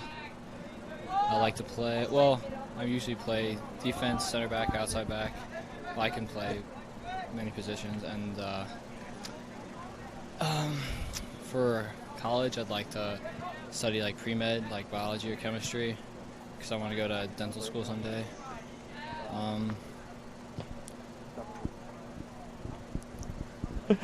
All right, you've got your high school season coming up, hopefully here starting soon. What are you looking forward to? Like Owen said, I want to see if we can win a state championship, because we've been good these past few years, and like he said, we choked last year in regionals, so hopefully this year we can bounce back and win. All right, you've heard from 2 Carroll players so far, and both of them are hungry to win that state championship, so hopefully we can get a good high school season going and see what the Chargers can do. Yeah, not many schools really challenging Carroll and Homestead outside of each other here in the Fort Wayne area. Northrop's put together some good teams in the past. They're at the 2A level. Canterbury they were once up in 2A and came back down to 1A and going back to stay at the 1A level. But year in, year out, Carroll and Homestead definitely taking home sectionals and vying for regional championships. Looks like Todd's got another player down there. I'm standing here with Seth Fisher. Seth, tell me a little bit about yourself, where you go to school, where you play on the pitch. How's your day going? My day's going good, thank you. I go to Carroll High School, same as the Owen and Evan. Okay, does anybody here not go to Carroll? Anybody? I prefer to play striker, but I can play out wide and at the cam position. And what I'm looking forward to during my high school season is hopefully getting on varsity and showing the coaches what I can do as a junior. All right, excellent. And this is a college ID camp. There's some programs here and several more watching online. So one of the big things about being an athlete at the next level is you are a student athlete. You're going to school to earn a degree. What are you looking for potentially next at that next level in college as far as programs of study? I would love to play soccer during college, and if I could, I would love to do it while attempting to study nuclear engineering. All right, big ambitions, nuclear engineering. So thank you, appreciate it. Yeah, it's a little bit out of my wheelhouse, but nuclear engineering definitely sounds important for the future moving forward. And the striker position, Ashley, what kind of personality, what kind of players normally like to play striker? A lot of big personalities. They definitely need to be very confident in their own shot, shoot it whenever they have the chance. Striker, seems like some of the best strikers are strong, kind of have big, wider bodies so they can shield off defenders, and you also have to have speed, so that's a combination sometimes that's hard to find. Yeah, also some good touches, be able to run fast, get to the balls that people are playing to them. Striker and forward, what's kind of the difference between the two? Is there much? No, not really. Just different terminology, kind of. Well, we've just interviewed a bunch of players from Carroll High School, and probably the best striker I've ever seen is Jason Walcott, who is an assistant coach over there at Carroll High School. I'm not sure. I believe Raleigh has retired over there at Carroll. I'm not sure if Jason will be the next head coach, but as the soccer player, he was a great one. and truly one of the best soccer players ever to play at St. Francis. Led the Cougars over there to a conference championship. But he had a unique ability to kick the ball into space, outrun the defender, and then use his body to shield the defender away from the ball, which gave him a lot of one-on-one opportunities with the goalkeeper. So we definitely missed him his senior year when he went down with an injury. But giving back to the game, Coach Nick Carroll, and I know the guys there love playing for Coach Jason Walcott.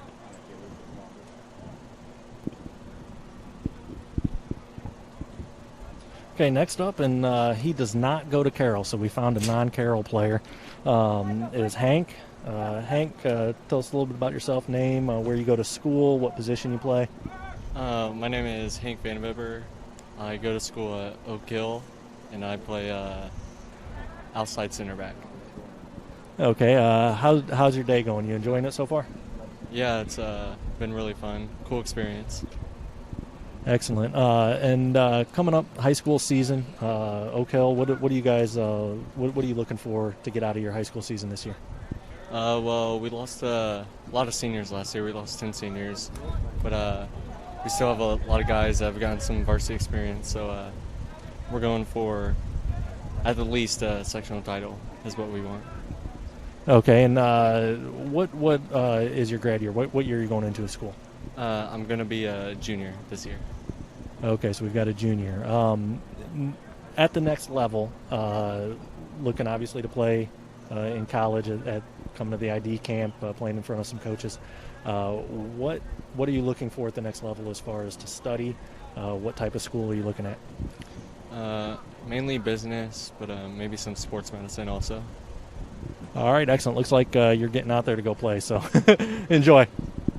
Okay, Oak Hill, well-established school. They compete in a number of sports. They're just outside of Marion, Indiana. So Oak Hill's really made a name for themselves on the athletic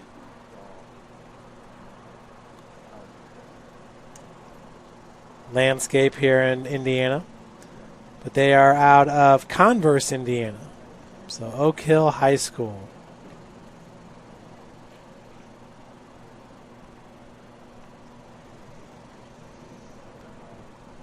Swapping out the squads here.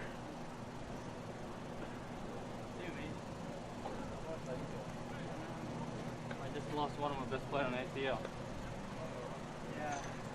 Well, that doesn't sound good as we just pick that up with the mic.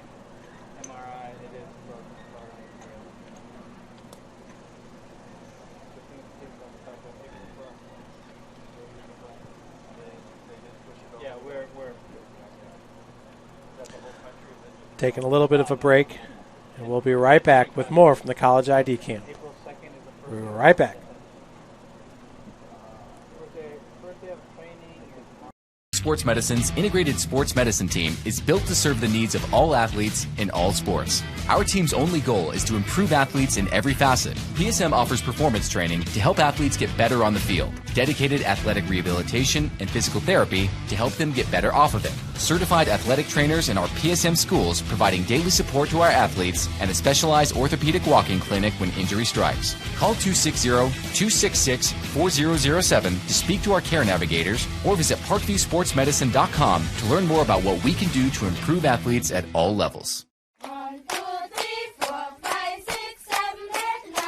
Sometimes people have a question when they give us funding. Does it really reach the child? You know, does... Why are you all laughing? We want to make sure we're seeking out children that might be in places that seem impossible. Demonstrations, riots, Mary's meals, bypasses all of that. You sure we have to do this? A bit of a hill. So this is Whistler. His mother said, if you're coming to school, you got to bring your sister because they have to go and work in the fields. So this kid carries his 1-year-old sister everywhere. You know, I thought going up that mountain, Mary's meals can reach everywhere that there's a hungry child. They are magnificent and give you so much more than you give them. A lot of those kids don't eat in the morning. A lot of those kids don't eat at night. Yes, she said, I have been praying, and bam, Mary Mills was coming. You see what happens after a simple meal? It just came to life. Love reaches everywhere.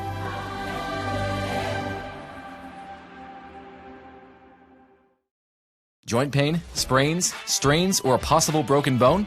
Make the Parkview Ortho Express walk-in clinic your first stop when you have an orthopedic or sports injury. Parkview Ortho Express, located at the Sport One Parkview Fieldhouse, gives you access to quick care and orthopedic physicians when you need it most. Get X-ray. All right, welcome back, everybody, as we are starting the second round here of competition, 11 versus 11, here at the Fort Wayne Sport Club Boys College ID Camp. My name is Jeff Mahoney, and we have Todd Gilpin, the vice president of the Fort Wayne Sport Club. He's down on the pitch, getting you some sound from some of the players. We interviewed a number of players from Carroll High School here in Fort Wayne, a player from the Oak Hill Academy, and from Homestead High School. So the guys are getting after it down there on the pitch. And really enjoying this day of competition against skilled competitors.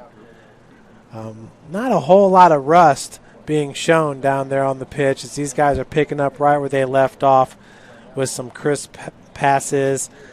We've had one shot by the green team that went wide left. That one's going to sail over the crossbar and out of play. And we've had a corner kick as well so far in this 11 versus 11 competition. So defense has reigned supreme so far down there on the pitch. Braden Macy right in front of us as he just walked off screen with the black jersey, number 813's in front of you. That's Austin Fortman, class of 2022. It's on the free kick. Nice run. This green defensive back line has been doing a great job throughout this 11 versus 11 competition. Good turnout today, over 50 campers here for the boys ID camp.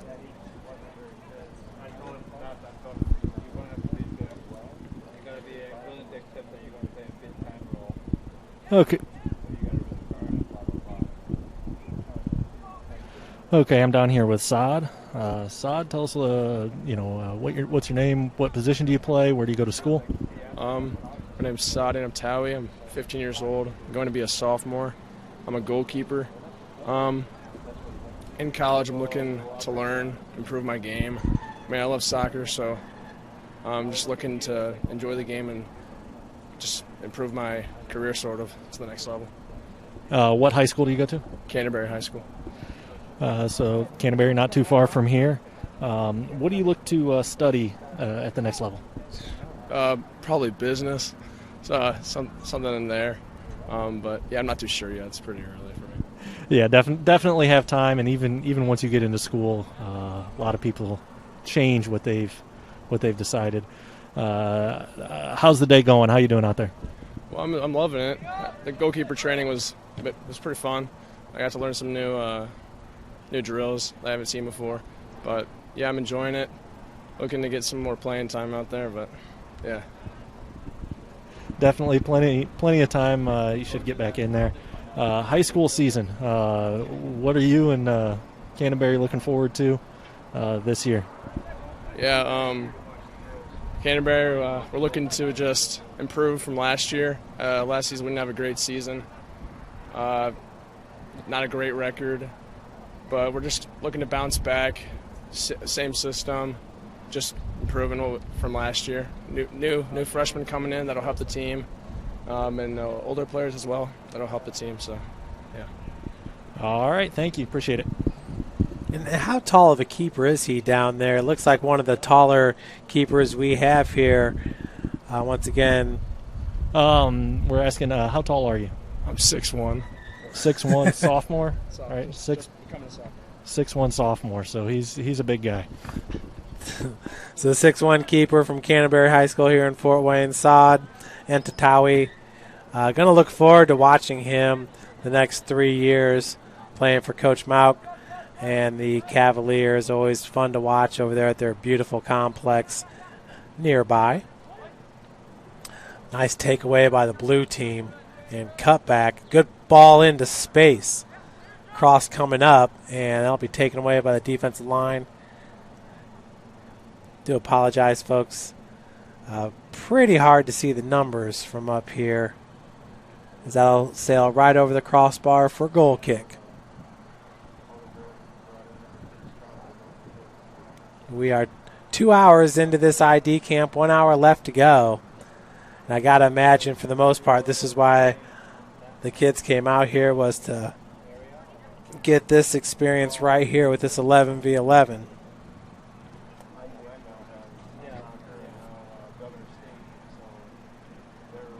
Nice speed down there on the pitch.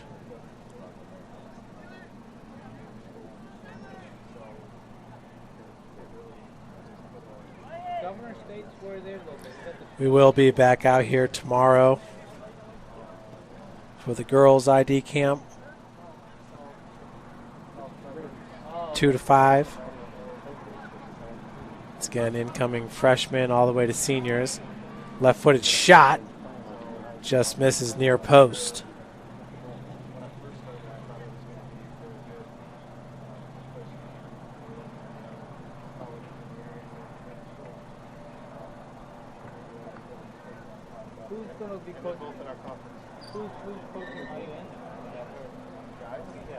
That was one of the best looks all day. Young man wearing a Carroll High School shirt taking that one. And a good job defending goal. It's like that was 8:30. Braden Macy. I was just about to get that for you. He's right here in front of me. But I've got Dylan here. Dylan, tell us a little about yourself, your name, where you go to high school, what position you play. Yeah, my name's Dylan Johnson. I go to high school at Columbia City. I'm a goalkeeper. Yeah. We've had several goalkeepers here. There was Braden again with a pretty nice attempt. You enjoying your day out here? Oh yeah, it's been pretty nice so far. I feel like I'm doing pretty good. Good. At the next level in college, what are you looking to study? What are you looking for in a program, in a school? I really want to study like history. I don't know what part of history yet, still figuring that out. But I kind of want to school in a bigger city, hopefully Division I, but I'll go anywhere that they want me, really. And what grade are you in? I'm going to be a sophomore this year. Sophomore, so have some time yet playing in high school. High school season coming up. What are you in Columbia City looking forward to? I think the thing we're looking forward to the most is our new field. We just moved into a new building, so we got a new field, new facilities, and it's been pretty nice so far. All right, excellent. Thank you. Absolutely. Columbia City building a brand new school. So they totally moved locations, and everything is sparkling brand new at Columbia City. Talking to some of the residents around the area, they said they should have made the school a little bit larger. It filled up right away. Everybody loving the new digs out there and wanting to be a Columbia City Eagle. So we'll see how much it helps their athletic programs. But yeah, the school filled up right away. They hit their max capacity. And it'll be on display this year. Another great shot leading to that corner kick by Braden Macy. So Macy making a name for himself.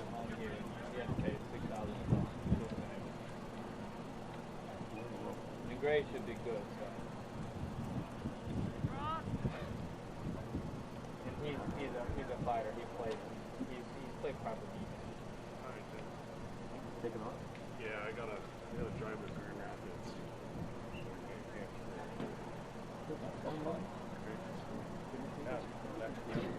Next time I see you, I'll have a little one. Awesome. Stay in touch. Let's show all of these.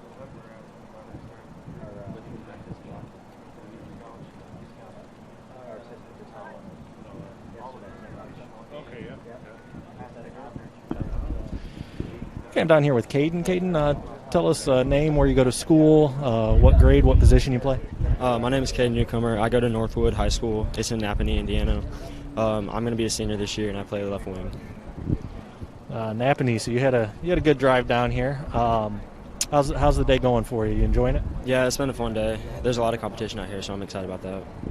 Absolutely. So what are you looking for in a college at the next level? What are you looking to study? What type of program are you looking for?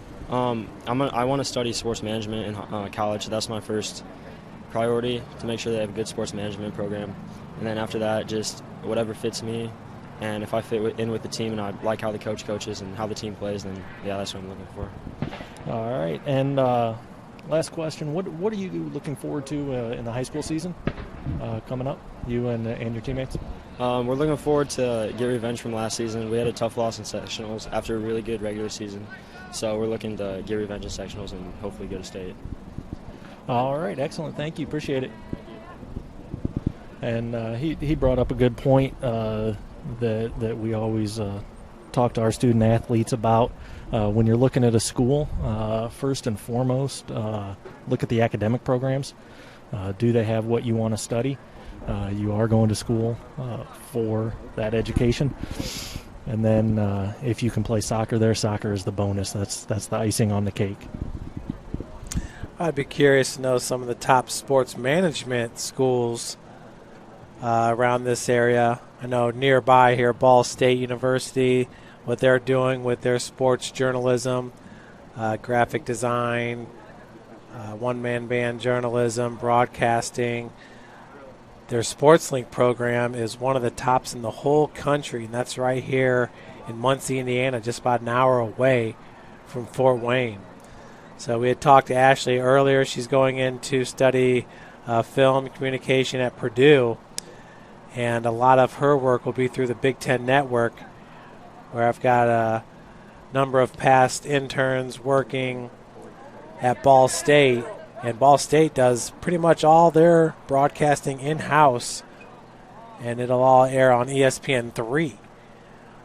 And that'll be the first goal of the match, right through the keeper's fingertips. So we keep an eye on that number and give you that goal score. But outstanding job there at point-blank range.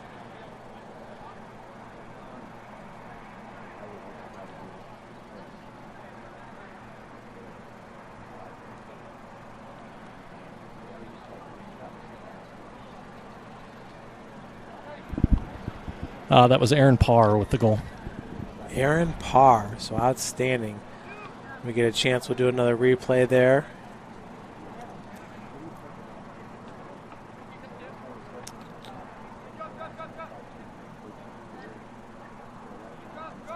Aaron Parr, who is a class of 2022, so a junior, undecided on his major.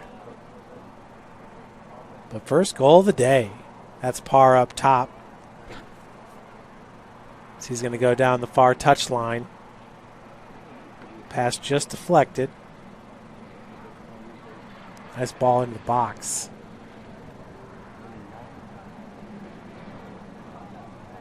Is that goal number 2, or was he offsides? He called himself off. Yeah.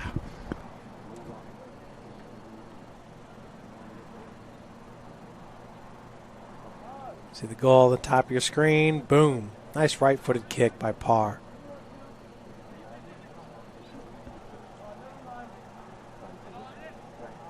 Oh, nice by the defender. Looking for help there was Macy. Braden Macy, and that's going to result in a goal kick.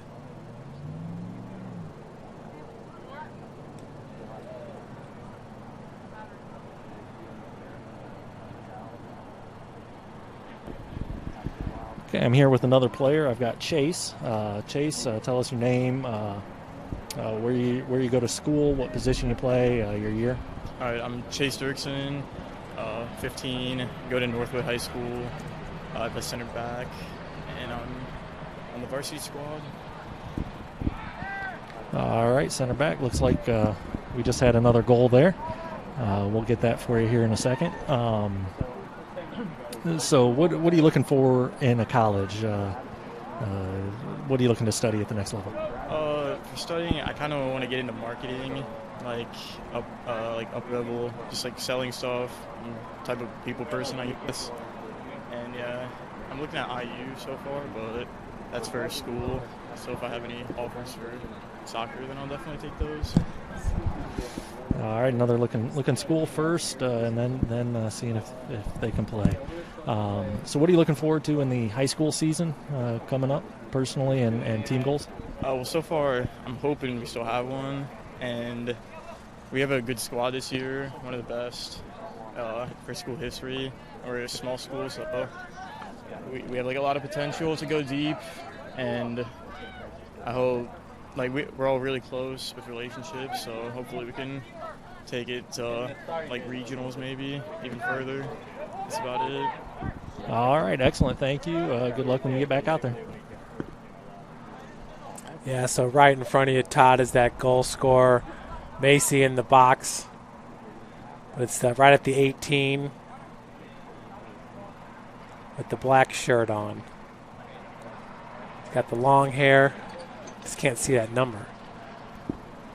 Yeah, it keeps turning, so I can't see it either. But another corner kick coming up. This one will be Braden Macy with the right-footed in-swinger coming. Second corner on the day. Okay, that was Andre DeFreitas on the goal. He's on the ball right there. Just ball got caught up on him. DeFreitas, class of 2021, a senior.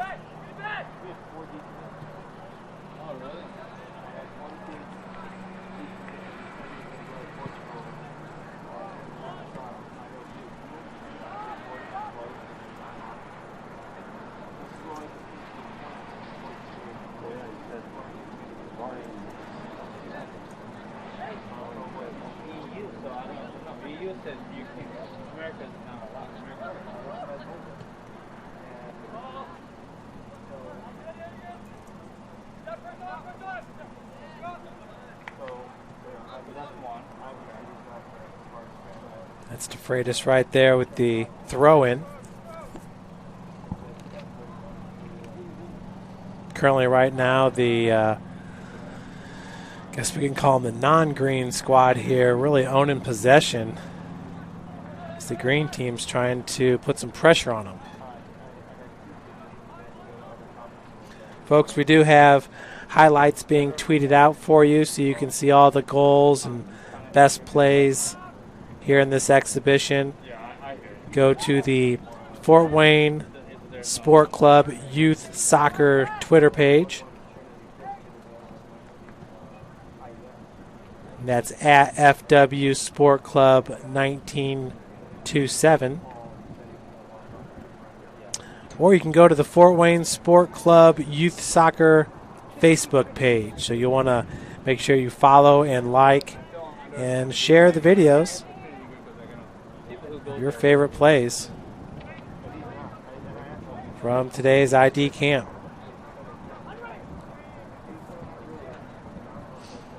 DeFreitas once again with the ball.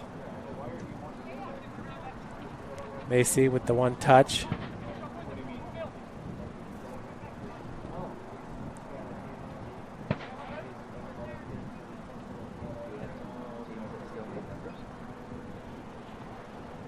Good job by the midfielder taking it away.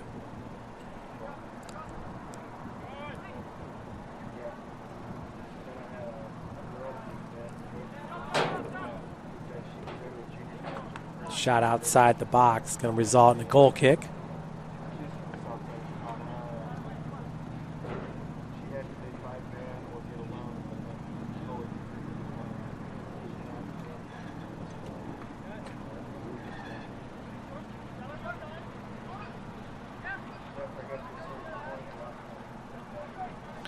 Fort Wayne Sport Club. DeFreitas, another long shot. Located here off Ardmore. It's again the southwest side of Fort Wayne.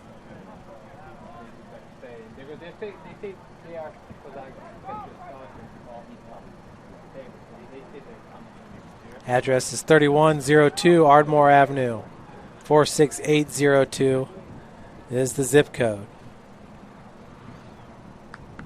You can email info@fortwaynesportclub.com with any questions you might have. Parkview Sports Medicine, main athletic training supplier for the sport club.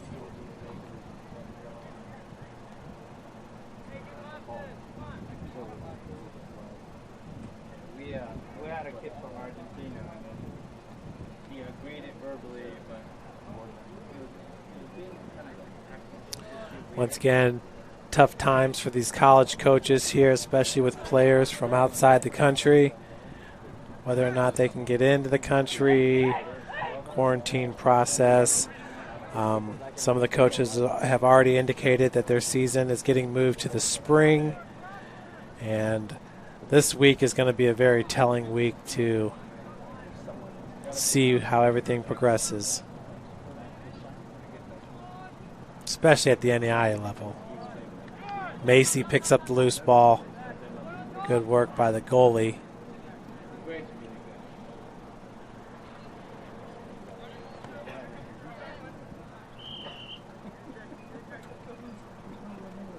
So we're going to have our substitutions here in our second period of exhibition play.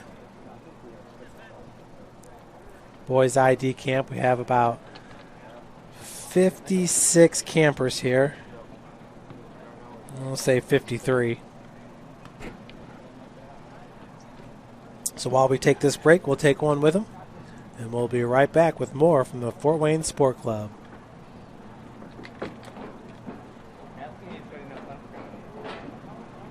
Sports Medicine's integrated sports medicine team is built to serve the needs of all athletes in all sports. Our team's only goal is to improve athletes in every facet. PSM offers performance training to help athletes get better on the field, dedicated athletic rehabilitation and physical therapy to help them get better off of it, certified athletic trainers in our PSM schools providing daily support to our athletes, and a specialized orthopedic walk-in clinic when injury strikes. Call 260-266-4007 to speak to our care navigators or visit parkviewsportsmedicine.com to learn more about what we can do to improve athletes at all levels. Sometimes people have a question of when they give us funding, does it really reach the child? You know, does, why are all you laughing? We want to make sure we're seeking out children that might be in places that seem impossible. Demonstrations, riots, Mary's Meals, bypasses all of that. You sure we have to do this? A bit of a hill. So this is Whistler. His mother said, if you're coming to school, you got to bring your sister because they have to go and work in the fields. So this kid carries his 1-year-old sister everywhere. You know, I thought going up that mountain, Mary's Meals can reach everywhere that there's a hungry child. They are magnificent and give you so much more than you give them. A lot of those kids don't eat in the morning. A lot of those kids don't eat at night. She said, I have been praying, and bam, Mary Meals is coming. Do you see what happens after a simple meal? They just came to life. Love reaches everywhere.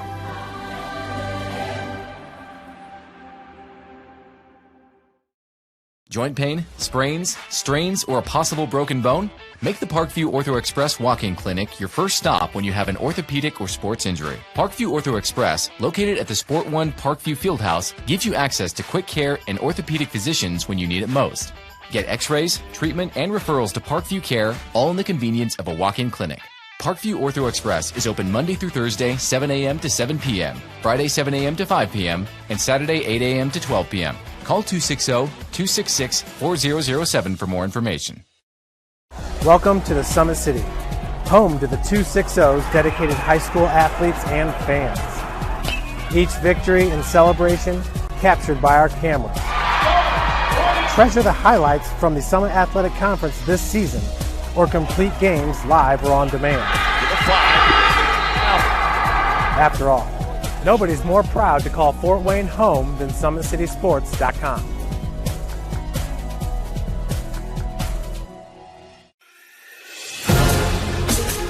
Developing athletes to be foundationally strong. healthy and consistent training.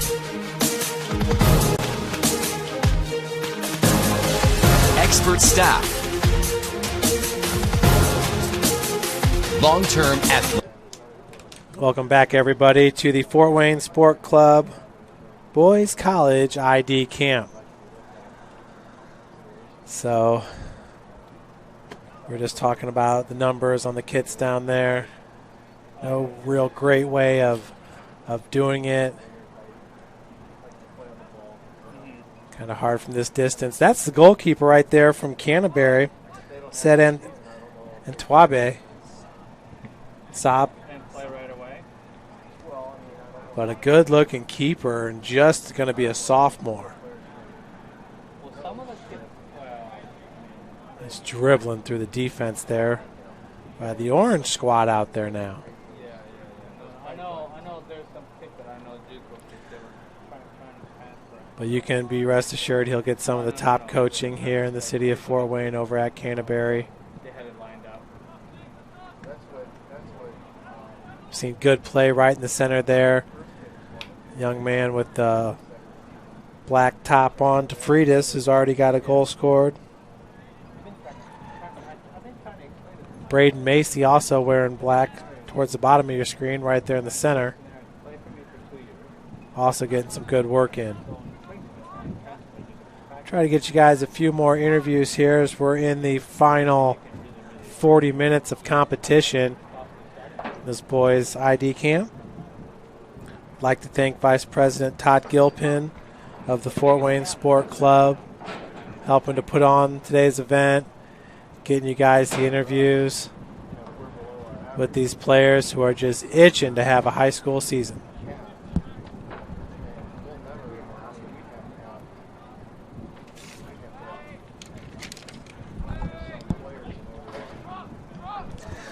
Once again, the girls' ID camp will take place tomorrow, 2 to 5 p.m. Same place, same time, different day. Hump Day here in Fort Wayne on a Wednesday.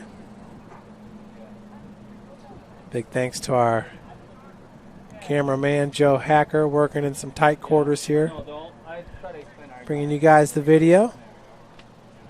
You do well your freshman year, and then you got everything great to consider. If you're going to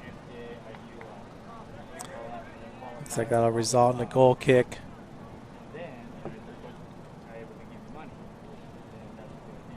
But everybody itching to get sports back in action.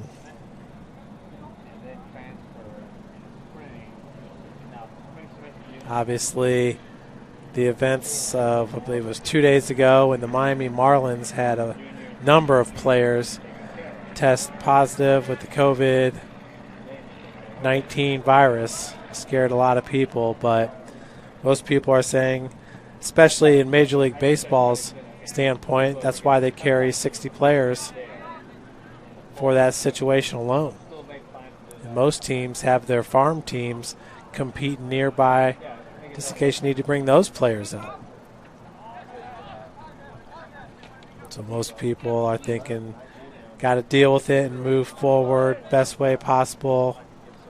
Also, you want to be as precautionary as possible, not put people in situations where there's an outbreak larger than what we've had. Gosh, nice ball movement. That's deflected, top of the box. Just outside, looking for a slot. Defended by the defense. And kicked out to touch. Good job by the defensive back three.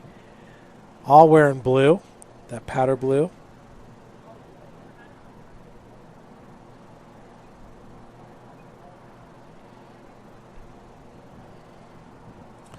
Natural surface here at the Fort Wayne Sport Club. Nice takeaway by Macy, and he's got room to run. And good job by Saad. And Naptui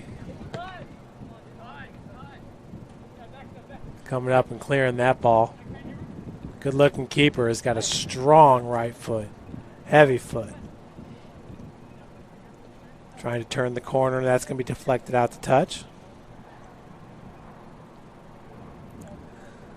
That was number 815, Riley George, 2021. So he'll be a senior looking to be an engineer. Nice ball in the center. Dispossessed by the center back. Rolling right to the keeper. All right, I'm down here with Merrick. Merrick, tell us a little bit about yourself, where you go to school, what position you play, what grade you're in. I go to Washington Township Middle/High School in Valparaiso, Indiana. I'm going to be a junior this year. I play as a center attacking mid for my school. Okay, how's the day going out here? Beautiful weather for it. You having a good time? Yes, I am happy to play because honestly, I just love any opportunity to get out here and play. What are you looking for in the college at the next level, both as a school course of study as well as a soccer program? Well, as of right now, for the options I might choose to go to college is something involved with like sports management or athletic trainer, something to just maybe stay around the game of soccer a lot because I like soccer. Excellent, excellent. High school season coming up. What are you looking for personally to develop during the high school season, and what are your team goals? Well, I got my personal goals. Like I want to set myself a certain amount of goals and assists I want to achieve, so I can help the team win as much games as I can. And then for team goals, I'm hoping to help our team win a good over half of our games this coming season. All right. Thank you. Appreciate it. From Valparaiso, we've got players here from, of course, around the Fort Wayne area. Then, of course, Northwest Indiana, Valparaiso, South Bend, down near Indy, Fishers area as well. And we've got some players from Ohio also. That was Merrick Robinson, Valparaiso, up in northern Indiana. Valpo last year, a strong season as actually it was Zionsville winning the championship in Class 3A.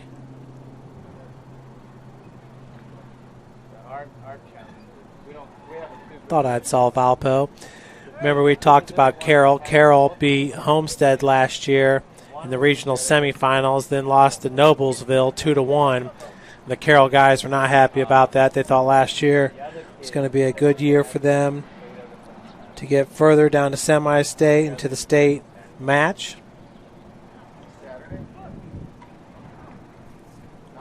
At this point, these guys just wanted to get back on the pitch.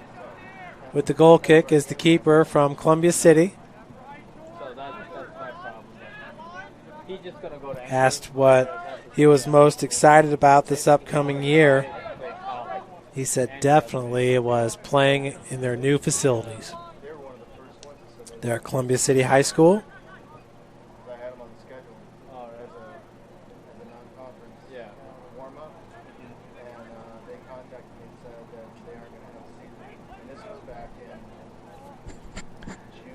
They got new everything over there. Football stadium, basketball, gymnasium, baseball, softball, soccer.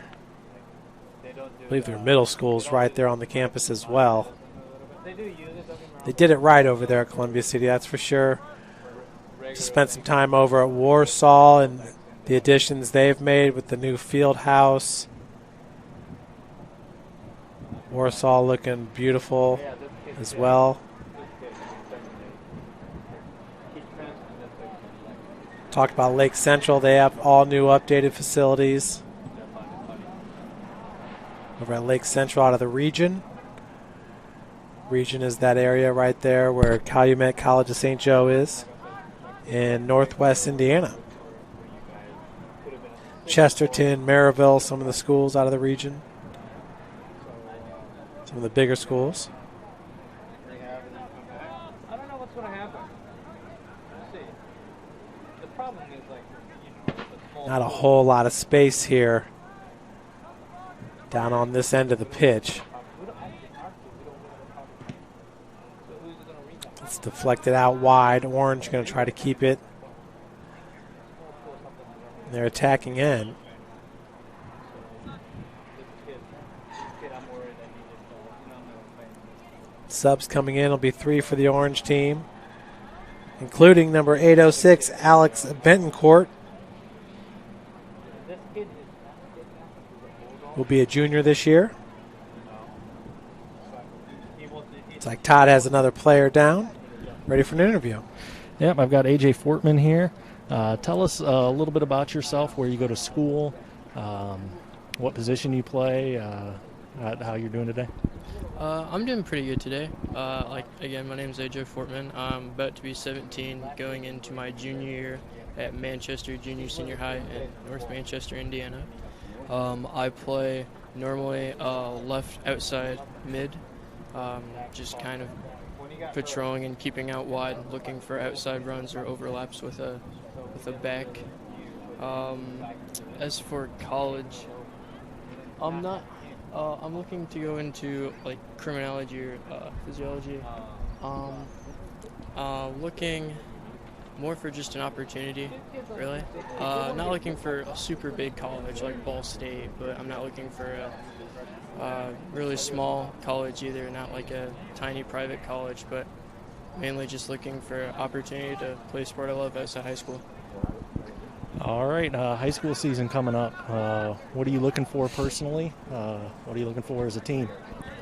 Looking forward to personally, I'm looking to maybe get on the scoreboard a little bit more. I decked in 5 or 6 assists last year, mainly to Harley Crushwitz. Probably know that name.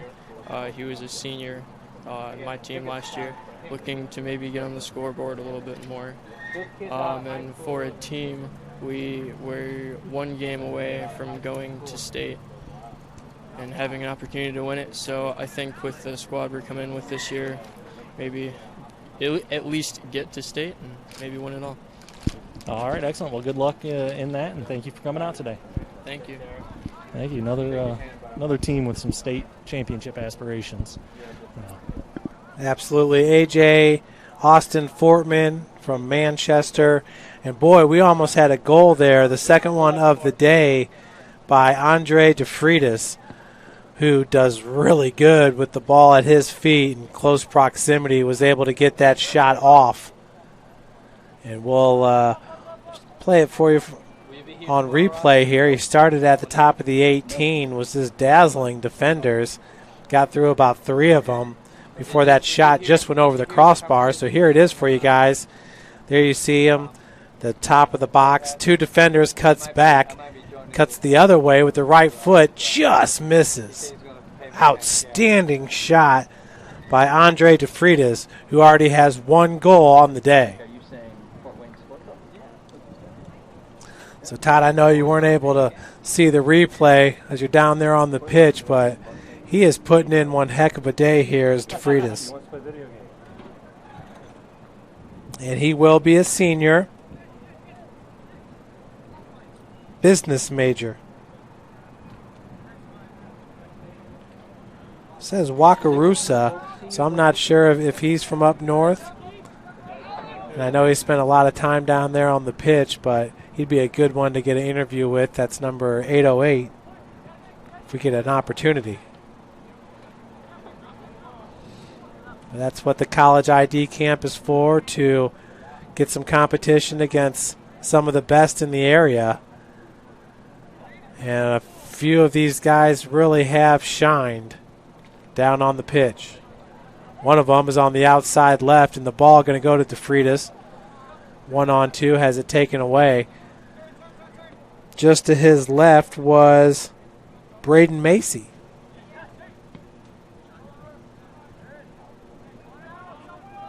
Once again, folks, we do have seniors to be and freshmen to be. We even have an 8th grader out here.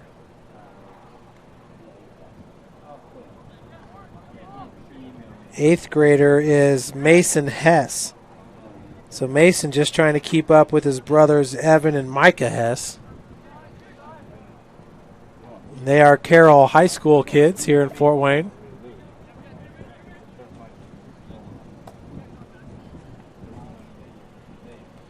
Carroll High School longtime coach was Raleigh Clements.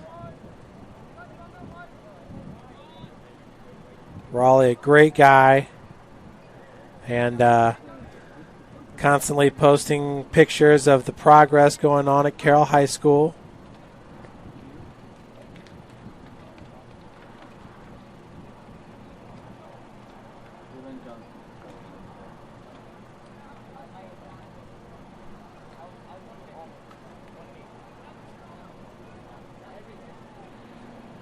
One of his past players, Peyton Fosnaw, was honored recently as an academic All-American.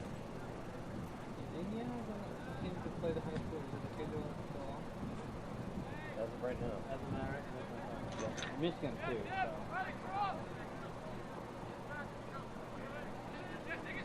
I think Michigan's still talking about not having a. Nice ball out to Macy. One-on-one with the keeper, right-footed. Oh, that. Yeah. When they say no, Scooped no up. Does that mean recruiting too? I guess we're gonna want this to doing then. I would think that too. I would think they would like move. I know Michigan. They're talking about broadcasting every possible game.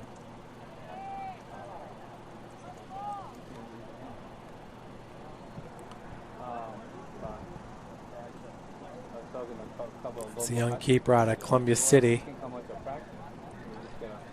Take your temperature, wear a mask.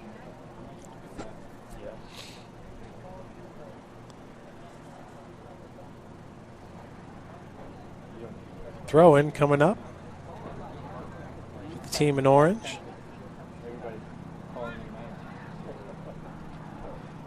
Majority of the opportunities have been on the other end of the pitch. This one from point blank, and that is a goal. First one of the day for the orange team.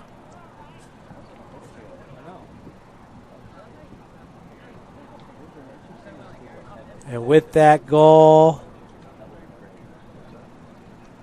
can you zoom in on him, see if we can get a number? Just outside the circle, right there. Right there, is that 2-8? No, that's not him. He's in the center. Okay, you can get wide again. He's got the black shorts right there. 8, is that 8-2-8?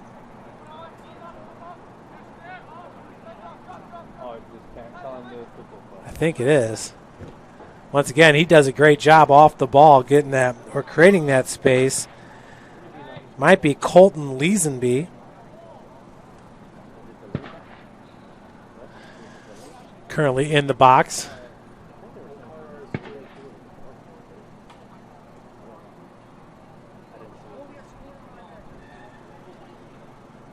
So we got a corner kick coming up. Do you know which guy I'm talking about? I think I might. He's at the 18, now darting towards the goal. That corner just went a little bit wide left.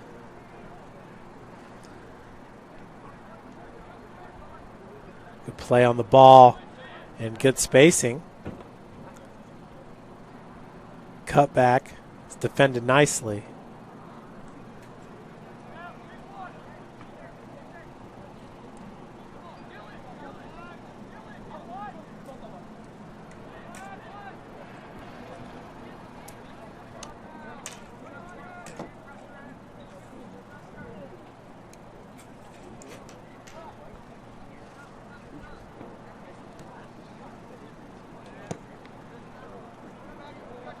Well, once again, folks, we'll be out here for the girls' showcase tomorrow. There's your goal scorer on ball with great skills.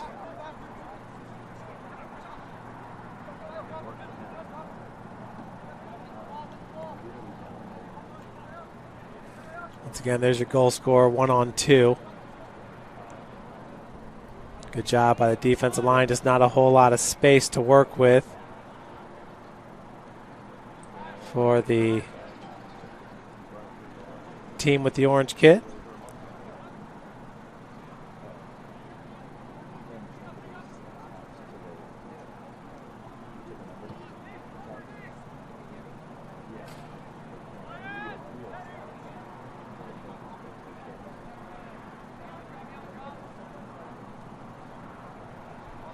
Ball played into space. DeFreitas just had it taken away from him.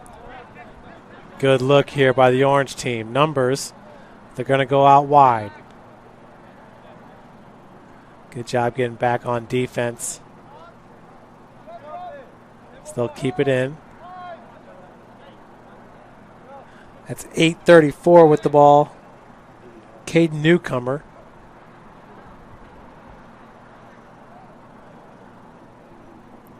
So the Orange team hanging around here, down 2-1.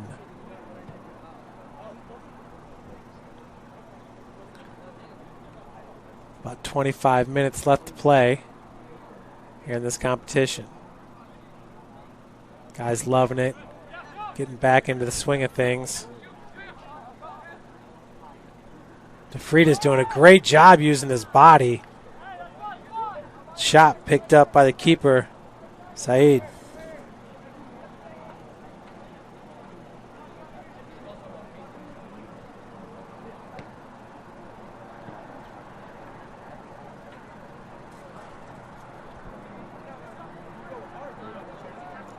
Goal scorer in Orange really starting to make a name for himself, getting into the action.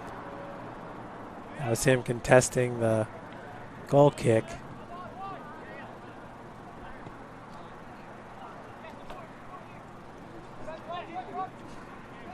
Yeah, just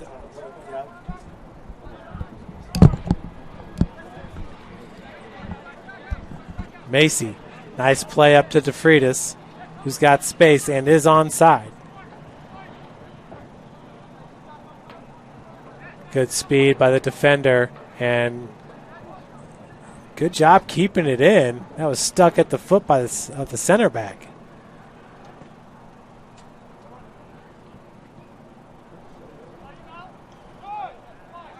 He'll be out to touch. To Orange.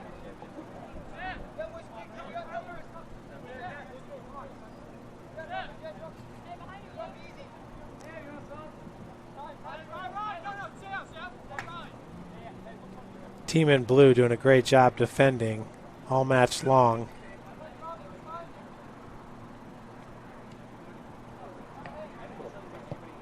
Right-footed shot.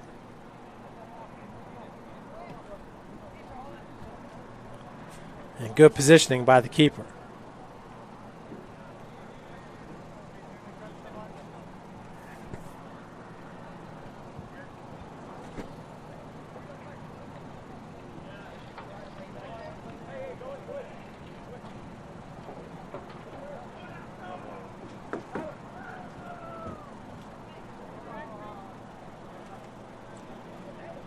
Eight to 8.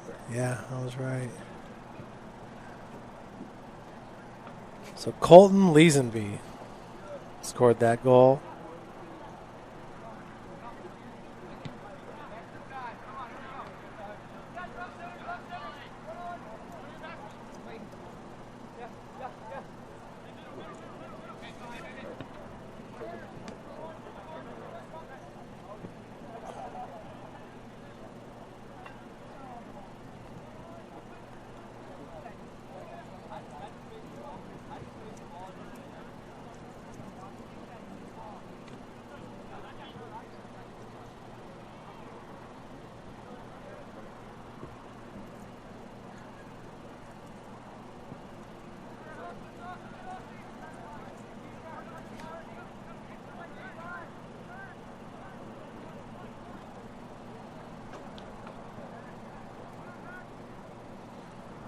So Orange now owning the possession for about the last 15 minutes.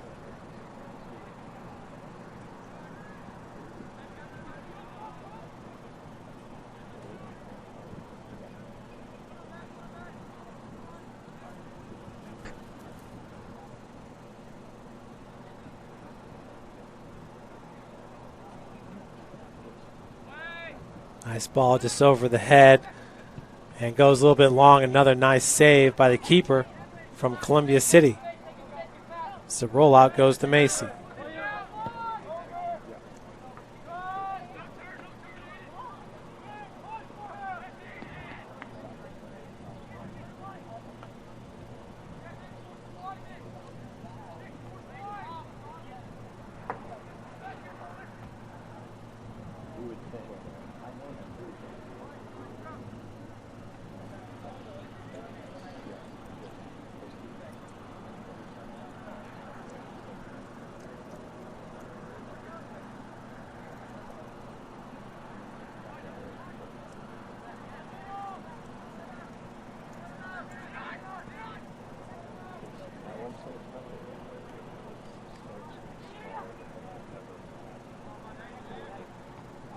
That outside back there for the team in blue wearing all black has had a heck of an exhibition.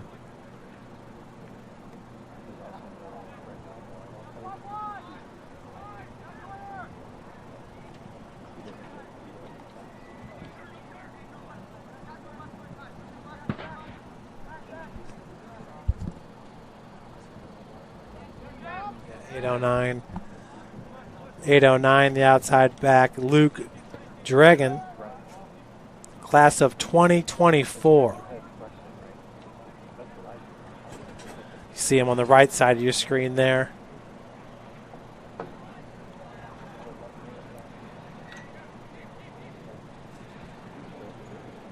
There's the big keeper from Canterbury, just a sophomore. Nicely played ball to his teammate.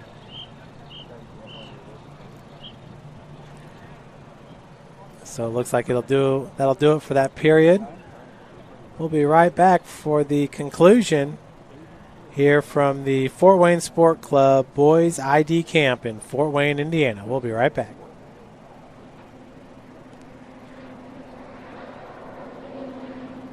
Welcome to the Summit City, home to the 260's dedicated high school athletes and fans.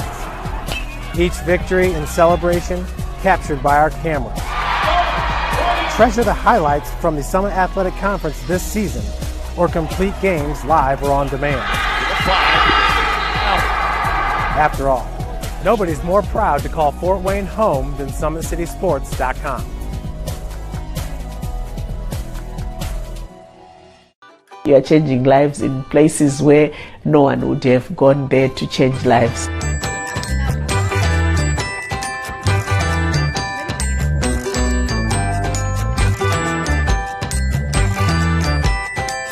I think the difference is the joy in the children, the excitement.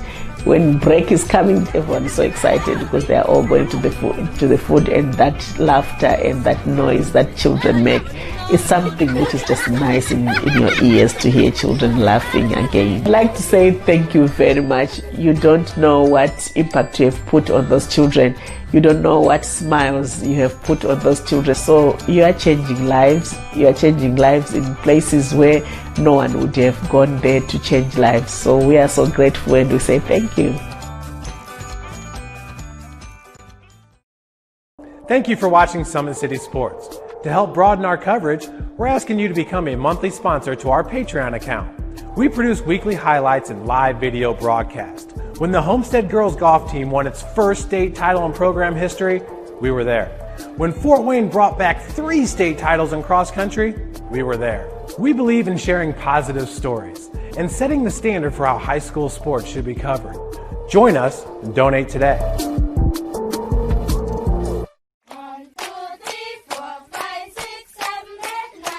Sometimes people have a question when they give us funding. Does it really reach the child? You know, does... Why are you all laughing? We want to make sure we're seeking out children that might be in places that seem impossible. Demonstrations, riots, Mary's Meals, bypasses all of that. You sure we have to do this? A bit of a hill. So this is Whistler. His mother said, if you're coming to school, you got to bring your sister, because they have to go and work in the fields. So this kid carries his 1-year-old sister everywhere. You know, I thought going up that mountain, Mary's Meals can reach everywhere that there's a hungry child. They are magnificent and give you so much more than you give them.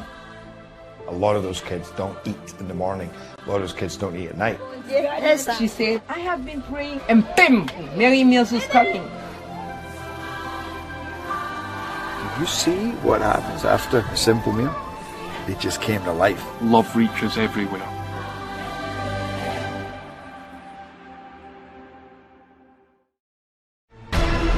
Thank you for supporting Summit City Sports. For the last several years, we've provided the Fort Wayne community and beyond with coverage of a variety of sports, thanks to our title sponsorship from Parkview Sports Medicine. Since we began in 2015, our annual budget has covered the cost of videographers and commentators to over 300 plus games each year. New equipment and maintenance of that equipment, along with increased broadcast rights fees from the IHSAA. This season, we're reaching out to friends, families, and local businesses for additional sponsorships and donations. You can help us grow and get coverage to your favorite team or sport. A Summit City Sports sponsorship or donation will help make that happen. We have the goal of bringing fans live stream games of every SAC game we cover.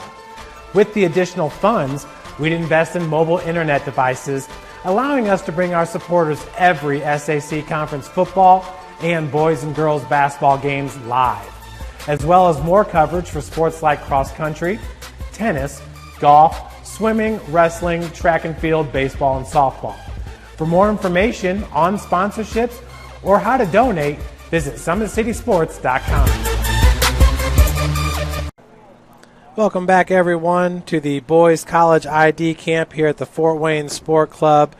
And Fort Wayne Sport Club Vice President Todd Gilpin in with us. And a great showcase, especially after a couple of, weeks where we haven't experienced soccer the way maybe we had hoped. But Todd, kind of your thoughts on the day. I know you're still kind of working, wrapping things up. Yeah, just a second. Yeah, it was a great day. The weather cooperated. Had several coaches out here watching the fellas play. More online, and we'll be watching online. So definitely a good day. Some great soccer. I was impressed with the level of play, the speed of play. So everybody, I'd like to thank for coming out. Thank you for watching. Tomorrow we get to do it all again with the girls. Looking for a good day there. There's registration is still open for the girls' camp if anybody wants to come out. And as always here at the Sport Club, if anybody's looking to play soccer, we've got a program for you, whether it's rec, travel, our TOPS program, adult rec on Mondays and Wednesdays. We've got adult competitive leagues. So if anybody's looking to get into the sport, whether it's your first time or you've been playing for 70 years, we'd love to have you out. Okay, well, thanks again. That is Todd Gilpin, Vice President from the Fort Wayne Sport Club here in Fort Wayne, Indiana.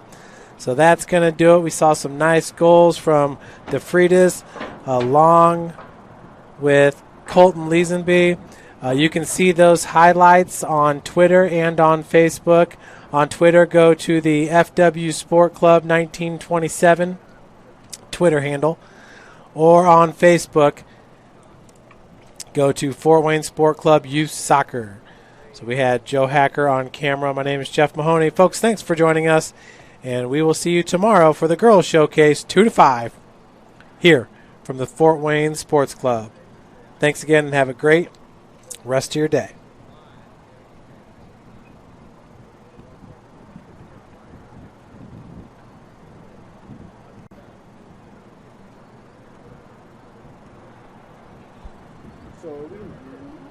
Sports Medicine's integrated sports medicine team is built to serve the needs of all athletes in all sports. Our team's only goal is to improve athletes in every facet. PSM offers performance training to help athletes get better on the field, dedicated athletic rehabilitation and physical therapy to help them get better off of it, certified athletic trainers in our PSM schools providing daily support to our athletes, and a specialized orthopedic walking clinic when injury strikes. Call 260-266-4007 to speak to our care navigators or visit parkviewsportsmedicine.com to learn more about what we can do to improve athletes at all levels.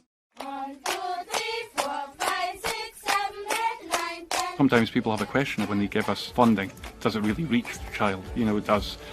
Why are you all laughing? We want to make sure we're seeking out children that might be in places that seem impossible. Demonstrations, riots, Mary's Meals, bypasses all of that. You sure we have to do this? A bit of a hill. So this is Whistler. His mother said, if you're coming to school, you got to bring your sister because they have to go and work in the fields. So this kid carries his 1-year-old sister everywhere. I thought going up that mountain, Mary's Meals can reach everywhere that there's a hungry child. They are magnificent and give you so much more than you give them. A lot of those kids don't eat in the morning. A lot of those kids don't eat at night. She said, I have been praying, and bam, Mary Mills is coming. You see what happens after a simple meal?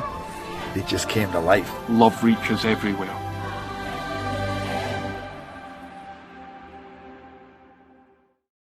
Joint pain, sprains, strains, or a possible broken bone? Make the Parkview Ortho Express walk-in clinic your first stop when you have an orthopedic or sports injury. Parkview Ortho Express, located at the Sport One Parkview Fieldhouse, gives you access to quick care and orthopedic physicians when you need it most. Get x-rays, treatment, and referrals to Parkview Care, all in the convenience of a walk-in clinic. Parkview Ortho Express is open Monday through Thursday, 7 a.m. to 7 p.m., Friday, 7 a.m. to 5 p.m., and Saturday, 8 a.m. to 12 p.m. Call 260-266-4007 for more information. Welcome to the Summit City, home to the 260's dedicated high school athletes and fans.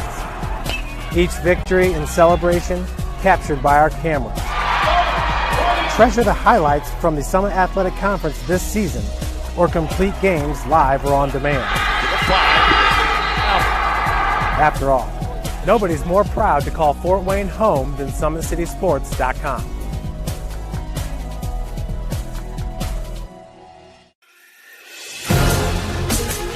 Developing athletes to be foundationally strong. Healthy and consistent training. Expert staff. Long-term athletic development.